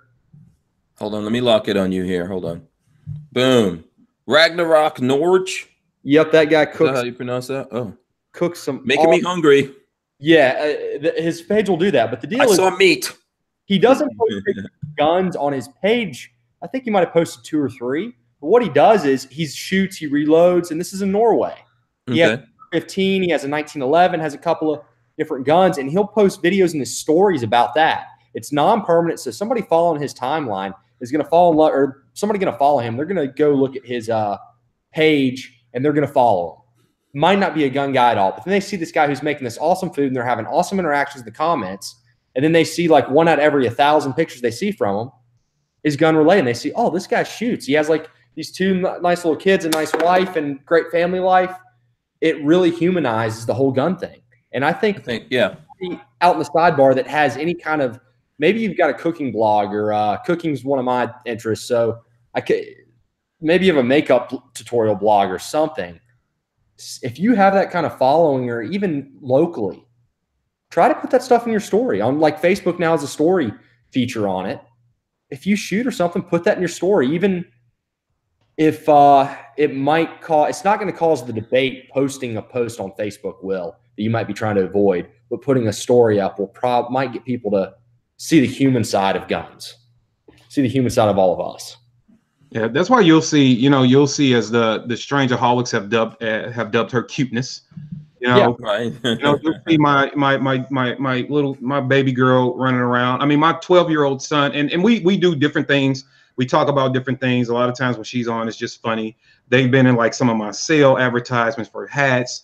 Me and my son have had conversations on cameras about responsibility. You see me at the breakfast table with a lot of kids in my family, and we're sitting there. We sat there with an AR smack dab in the middle of the table, and we prayed together. So America got to see that, and then we just sat and we had a conversation. Sometimes we're having conversations about guns, but a lot of times we're having conversations about responsibility, being a responsible, good person, and that's what people should see. And I think that sometimes, and I'm speculating here, I have no proof of this, but I really think that a lot of gun people, whether it be male or female, get caught up in being cool. They just want to be cool, right? And cool ain't gonna win this fight. It's not. You can still be cool and still be active and show a different side of things.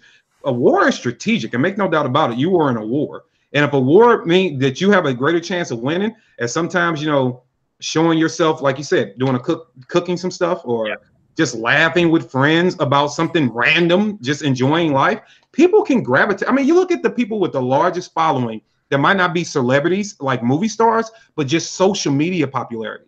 Some of their stuff is just goofy, fun. It's just real. Yeah. Look at Off the Ranch, Demo Ranch, all his stuff. Yeah, especially, yep. That is way more powerful than, frankly, like a military arms channel video. Way more powerful. One of the.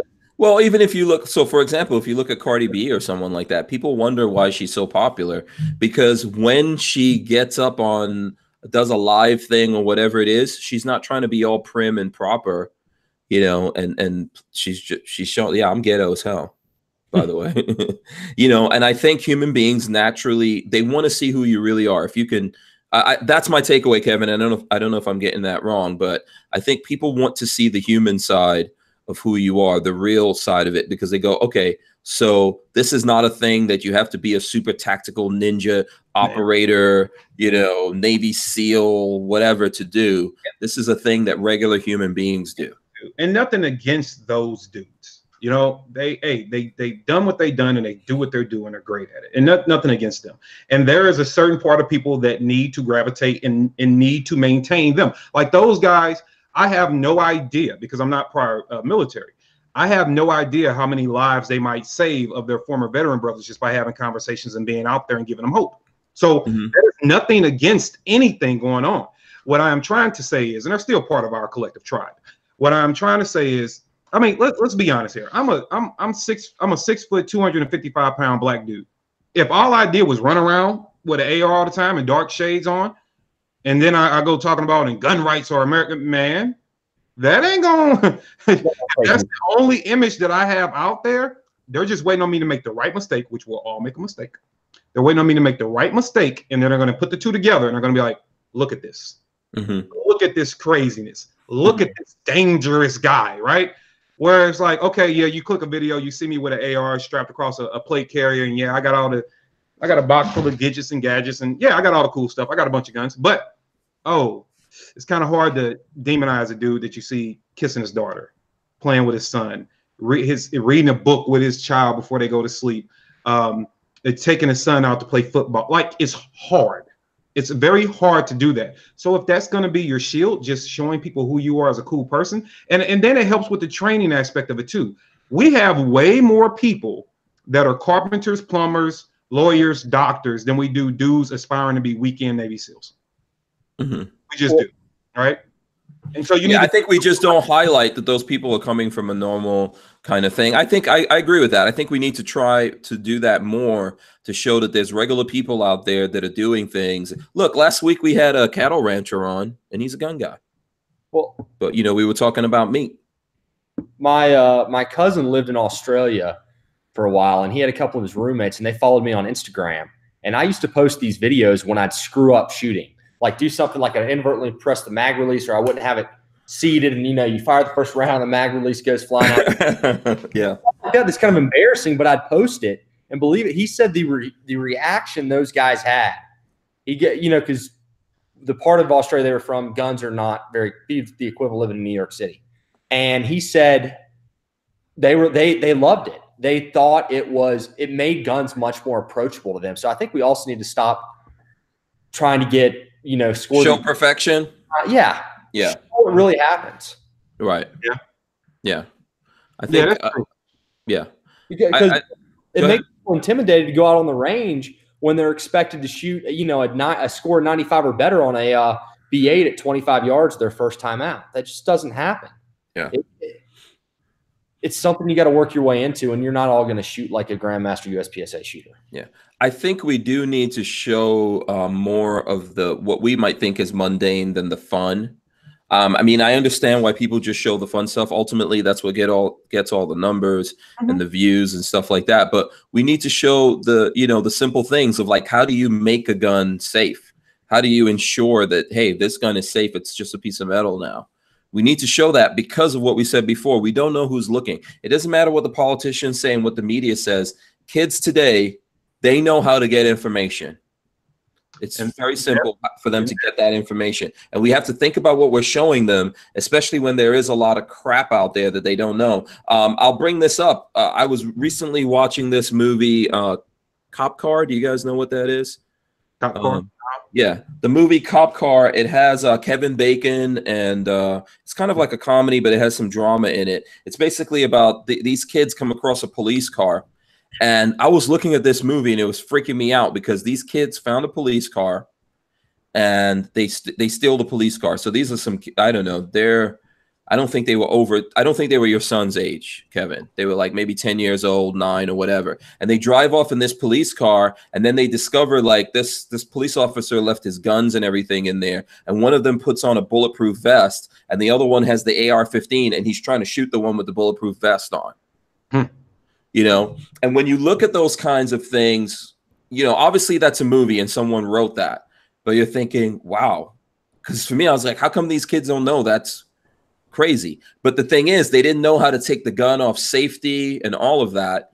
And if they would have done that, if they were able to do that, they would have, you know, maybe killed this kid or whatever. So I don't want to ruin the movie for anyone, but that is actually happening in the world because kids don't know these things and no one's talking to them about it. But they're still curious about these things. And when they come across them, you know, that lack of knowledge is the worst thing in the world for us. Yep. Absolutely. All the time. Like you run a program, right, Kevin, where you actually go into schools and try to talk about gun safety, correct? We will if they want us to, but aiming for the truth is essentially around helping out with environmental conditions and societal ills. So mental illness, employment, fatherless homes, employment skills, things of those natures. And so what the premise of the program is to help people build up equity so they don't have to resort to violence, help them build up life skills and equity so they don't have to resort to violence. And then part of the program is a constitutional educational segment where people can understand some of their broadened rights, gun rights being one of those, so they can protect the life that they invest in building. And when somebody wants me to come in and deal with kids in safety, like I've done for several preschools and elementary schools, we do. There's a couple of videos online of me in a preschool with kids sitting around, and I actually got my son helping me co-instruct, and we're going through safety and stuff like that. So yeah, I do it a lot, and it's all the time though they don't want to record it. So there are some places that are like don't record it, but I'll still go. But when I am able to record it, I'll put that stuff out there. Absolutely. Because I think that would make a big difference. I don't know how the hell we'll get there. But if we could bring a gun safety segment every, you know, like an hour segment or something once a year back into classrooms, maybe that's what we need. That's what we need. Instead of all this crazy legislation, we need this. We need kids to understand. We need them to see what guns actually do. If they don't see that, they don't know. Yeah. If they don't see that, they don't know. I offered to some politicians in St. Louis City and St. Louis County. I said, hey, what's a child's life worth? Obviously, I didn't expect them to have an answer. I don't expect anybody to have an answer to that question. And they're just kind of like, can't answer that. It's priceless. I was like, exactly. How much do you think it would take this state to pay, maybe in every state, maybe, I don't know, 10 people for the whole state to go around to every school and do nothing but safety training? What do you think that'd cost? It's at pennies. Well, and let's be honest, you could probably get some sort of certification or something through an organization like the NRA to do it that the state approves of or something. And then honestly, you could probably get concealed carry instructors. You know, the concealed carry instructor isn't necessarily the highest form of instruction, but there are guys out there who are pretty solid. And if this training was good enough and the certification you get it was solid enough, a lot of these guys would probably do it for free from a marketing perspective, because I think a lot of parents would be more likely to take their concealed carry classes from these guys if they were the ones teaching their school on their own time. Like, I think the state could do it without spending any money. Yeah, I think the problem is there's no interest in doing this. And this is what people need to realize is incredibly dangerous. They're just saying, oh, we're going to litigate this and we're going to solve this problem. We're going to stop a kid from picking up a gun and pulling the trigger while he's pointing that at his little brother because we wrote a law somewhere. Huh? They learn gun safety out of the movies, and that's not gun safety. Yeah. Yeah. I think that's what we need, but I just don't think we're going to get it. I think that's what we're up against. Let Mr. D Love here interrupt the video for a second. Say okay. What's up, man? So can we just gonna have like a 45-second conversation. I just want to ask you some stuff, and dude, don't be nervous. Just just talk. All right. So what are your thoughts about guns in general? Things about guns. I think we should keep them around. I believe it's a safe thing to have in your house, but you just need to keep it away from unlearned children, I guess. Make sure it's in a proper safe. Put it in a safe. Make sure it's somewhere people don't expect, or where it's safe. Do you think that people that carry guns are dangerous? No, but if they have something going on in their mind, they need to talk about it with someone. The intelligence of a child, right? So you, since forever, know that your dad carries a gun everywhere he goes, yes. Right? How many people outside of the guy that tried to hurt you, Mom and Katie, how many people have you seen me pull my gun on and threaten them? None. Do I walk around telling everybody I will hurt you and I have a gun on me and chasing them down the streets and shooting at them and doing crazy things like that? Yes, sir. Would you say that there is a threat for, let's say, like, let's go to your school for a second, right? Because you have guns. They're my guns, but they're the guns you're responsible for, right? Do the kids at your school need to be frightened that you have guns in your home or that you go to the range and shoot? Why? Why shouldn't they be scared of you? Because I don't go around telling them, hey, I'm going to go kill you or your family or something like that. Why don't you do that? Because I'm not a person that will hurt another person. And I just don't like telling people. I don't even tell people about that I have guns in my house because people can probably try to steal them from me and go hurt other people. So you think part of your responsibility as owners guns to make sure that they don't fall into the hands of wrong people? Yes, sir. Okay, but if somebody was to take a gun from you, what are they called? If they take anything from you, what do we call that kind of person? What are they? If they steal your car, your whatever, what are they? They're a criminal, right? So we don't want people that have bad intentions to get a hold of things. So it's our responsibility to make sure we do things like keep them safe, right? So what is immediately to your right? What's over there? To your right? Firearms. In a what? Gun. In a what? What are they in? A safe. Exactly, right? What do we have all around this house? And what is in our cars? Safes, right? So we do the responsible thing as gun owners to make sure that we are maintaining and controlling the things that we know if they fall into the wrong hands can hurt the same people we say we don't want to see hurt, right? So that's where being responsible is. So last question, and I'll let you go because I know you need to go to bed. If somebody at your school was to tell you that, hey, I think that you're going to hurt me because I saw you on a video at a range shooting a gun, and I think that guns hurt people. If there's a kid told you that in the hallway and I gave you full permission to have a discussion with them, what would you say to that person that believes just because you have a gun that you are going to come do something to them? Well, I would say, why would you think that? And then let them explain.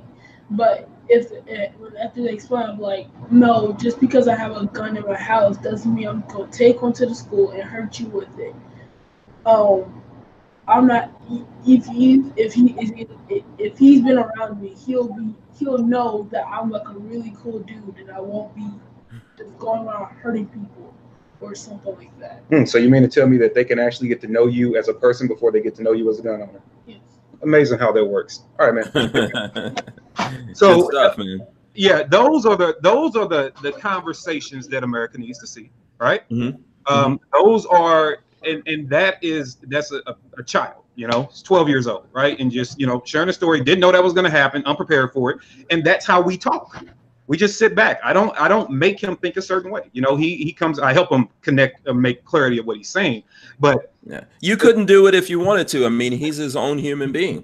Now he has a video out of him a few years ago doing a mag change with some snap caps in a hallway. That I reposted on Instagram. That thing is at about 100,000 views now, just on Instagram. And so a lot of some kids at his school saw it, somewhere. I found out that his kids at his school somehow follow my Instagram page. I don't know how that happened. But they wind up seeing him on some other channels too. And so kids start walking up to him saying, hey, is this you? And he's like, yeah. And one of the kids came on my post and said, oh, I'll never mess with him. And another one responded, oh my God, he's going to shoot up the school. Right. But these are the conversations that even at 12, he's having to have in a very civil, very limited manner at school. And I've coached him about how to have those conversations and walk away. But even kids, you know, to that point, because he's had that conversation and they've had to understand, like, oh, you guys aren't bad. And one of his kids see me walking out the house one day with a t-shirt on, my gun was on me, and I was walking to the mailbox. And so because I had my outer shirt off, running to the mailbox, he could see my gun. And a few homes down from me is a cop. And this kid nervously tells my son, like, your dad's gonna go to jail. They're like, if the cops are right there, he can't have a gun. And my son's like, my dad has more guns than the cop does. Like, and you know, you're like, oh, I didn't know that. And even right then, he's standing in the front yard educating his other kid about, you can have guns. And they went off on it, and then they went to go play. But it was like for a good minute, mine was blown, like, your dad is not a cop and he can have a gun? Are you serious? So yeah, we have to show America that side of it. And remember, the kids are they're the future leaders, right? So just by making sure that he has a pleasant introduction and he is pleasantly having conversations with people, he is now representing gun owners. Yeah, I think there's lots, by the way, there's lots of kudos in the chat. I mean, we're over time, but, you know, I just want to make sure that you know that lots of people are sending you kudos. I think we need more of the conversations that you just had with your son. We need more of that in America and not more litigation, more laws. You know, those things aren't going to help. Like actually talking to these kids and showing them things and answering their questions and letting them follow these things and realize it in reality, instead of saying, we're going to make this law and that's going to stop everything. We need more of that. You know, right. I just want people to know that. I mean, we probably need to wrap up here. I want to make sure we thank Harrison. You know, Harrison came on, obviously, to talk about a lot of different things, but I'm glad that you stuck in here with us, Harrison, with like having this tough conversation. And, you know, and I think you brought up some really good points too, man. Yeah, I mean, the big thing I do want to see, I'd like to see more regular people try to normalize the Second Amendment lifestyle. I think that's really what we got to go for, and we got to start trying to push that. Yeah, absolutely. Absolutely. Now, you know, as we're wrapping it up here, I want people to, you know, support someone like Harrison if you can, if you guys are looking for holsters and things like that. You know, I know it's a plug and everything, but I think it's really important. Harrison is taking his time, you know, his money and things like that, and helping us to have these kinds of conversations. So if folks out there are listening to this, if you need something, I think, you know, you should at least consider going to Harry's Holsters. And you put a lot of thought into what you do. So I don't know if you want to take just a little bit of time and plug what you do. Right now we make IWB holsters. We just released our OWB holsters. I don't have one of those here in front of me. Go on the site, look, there's a lot of options. We carry appendix, pretty good option if you want to start carrying appendix. If you haven't done it before, highly suggest checking these out, because you can really figure out what you like in terms of ride height, hardware, attachments, all that sort of stuff. But my product's not for everyone. I'll just be straight up. But it could be for you. Send me an email if you have any questions, and I'll be glad to answer them. And I'll tell you if it's the right decision for you, or if it could be. And if it's not, I'll point you in the right direction. Yeah, absolutely. And I think Harrison has gone to great lengths to have a lot of videos for people out there. So if you want to know, if you've got like specific guns, or you want to know things about holsters and stuff like that, you can look at the videos and get in touch with him on social media. You're Harry's Holsters on everything, right? Yeah. Harry's Holsters on Instagram and YouTube. Yeah. So get in touch with him, ask those questions. Harrison's going to come on here more. Maybe when there's not stuff like this going on, we'll have more like holster related conversations and things like that. And that will be great. Okay, Kevin, everyone always enjoys when you're on. So you got to tell the people how in the hairy hell can they find you with a hat on? Well, yeah, you know, just NOC Firearms on all your platforms, on all your social media platforms. NOC Firearms training on YouTube. I have to do it, but Hank and his gun streamer friends pumped me at SHOT Show in person, so I am now on Gun Streamer. The import awesome. Has happened. Congratulations, Harrison. Are you on Gun Streamer? You better be. Oh yeah, okay. You better get up on there, huh? Yeah. Hank was walking. You better do it. Do it. Yeah. Say yes. No, don't say yes if you're not on there. You need to get on there, man. I'm not really big into the gun specific things specifically for like the conversation we had tonight. I'd rather see it on a. No, what I'm saying is like Gunstreamer is a platform. You can just go sign up there and then you can pull all your video. They automatically can pull your videos and put them on Gunstreamer. Okay. Yeah. So that way, if you have some issues with YouTube or YouTube decides one day to shut down your channel, your stuff will be on Gunstreamer. So that's like that's what we're talking about. It's a platform. Gotcha. Yeah, yep. They do more than gun stuff. They do a lot of things. Right now, the name's Gunstreamer, but I think it's important for us all to do that because you see these kind of conversations that we're having. A lot of people actually feel uncomfortable about it, and it's only a matter of time before they go, "Yeah, we don't want you guys to talk about this. All we want is laws." Yeah, so that's true. We need to be aware of that. I'm going to encourage everyone to go follow Harry's Holsters as well as NOC. Harry's Holsters, you can use the code. What is it? Hank Strange? No. Yeah, it's Hank Strange, right? Yeah, you can use the code Hank Strange. You get 10% off. Kevin, what is your social media? Is it all NOC? Is it Kevin Dixie? NOC Firearms Training. My you can look up also KD for Kevin Dixie of NOC. You can type in Kevin Dixie too, and it all populates. My personal Facebook page where I get off on tangents about a lot of other stuff is maxed out. So I can't. If you guys are sending me invites, I'm sorry. Like I can't accept anymore. So please go follow the more public platforms because it allows me to engage with you. So follow KD of NOC on all your platforms and also NOC Firearms Training on all your platforms. And yeah, if you can, go out and make sure you stay tuned because the website is almost done. Should be up in less than 10 business days where you can go order one of these puppies. Right, exactly. Don't forget that. The truth. The truth is out there. That's what truth is out there. I'm ecstatic to say. Hold it up a little bit. Hold it up a little bit. There you go. As much crap. That's this full size truth here. This is the full size truth, and as much positive love that we give or positive crap that we give the gun community. I will say that these guns did very, very well. I think the story behind them, the cases, and telling the story about gun control and how they come and things like that have done well because, I mean, you guys have dealt with products. Harry, you sell a product and manufacture it, and Hank, you do stuff. It's one manufacturing. And so to have something come out that you haven't even officially put up a website for, sell out half of it in a month. Have you, or I noticed you're running a dot on. Have you taken any of Scott Jedlinski's courses? Nope. Put that on your list. Okay. With the dot, he's amazing. Sorry to interrupt. No, that's great. Yeah. By the way, Kevin, you know, yeah, the video that we put up with you explaining the truth is actually done pretty well. Yeah, and give Hank his props. Hank came over for like 40-minute video, dude. Like, yeah. Oh the bar was falling off. Yeah, we did like a 40-minute video, and there's the truth. It's out there. If anyone wants to get details on this thing, you could go find that video and a bunch of other videos.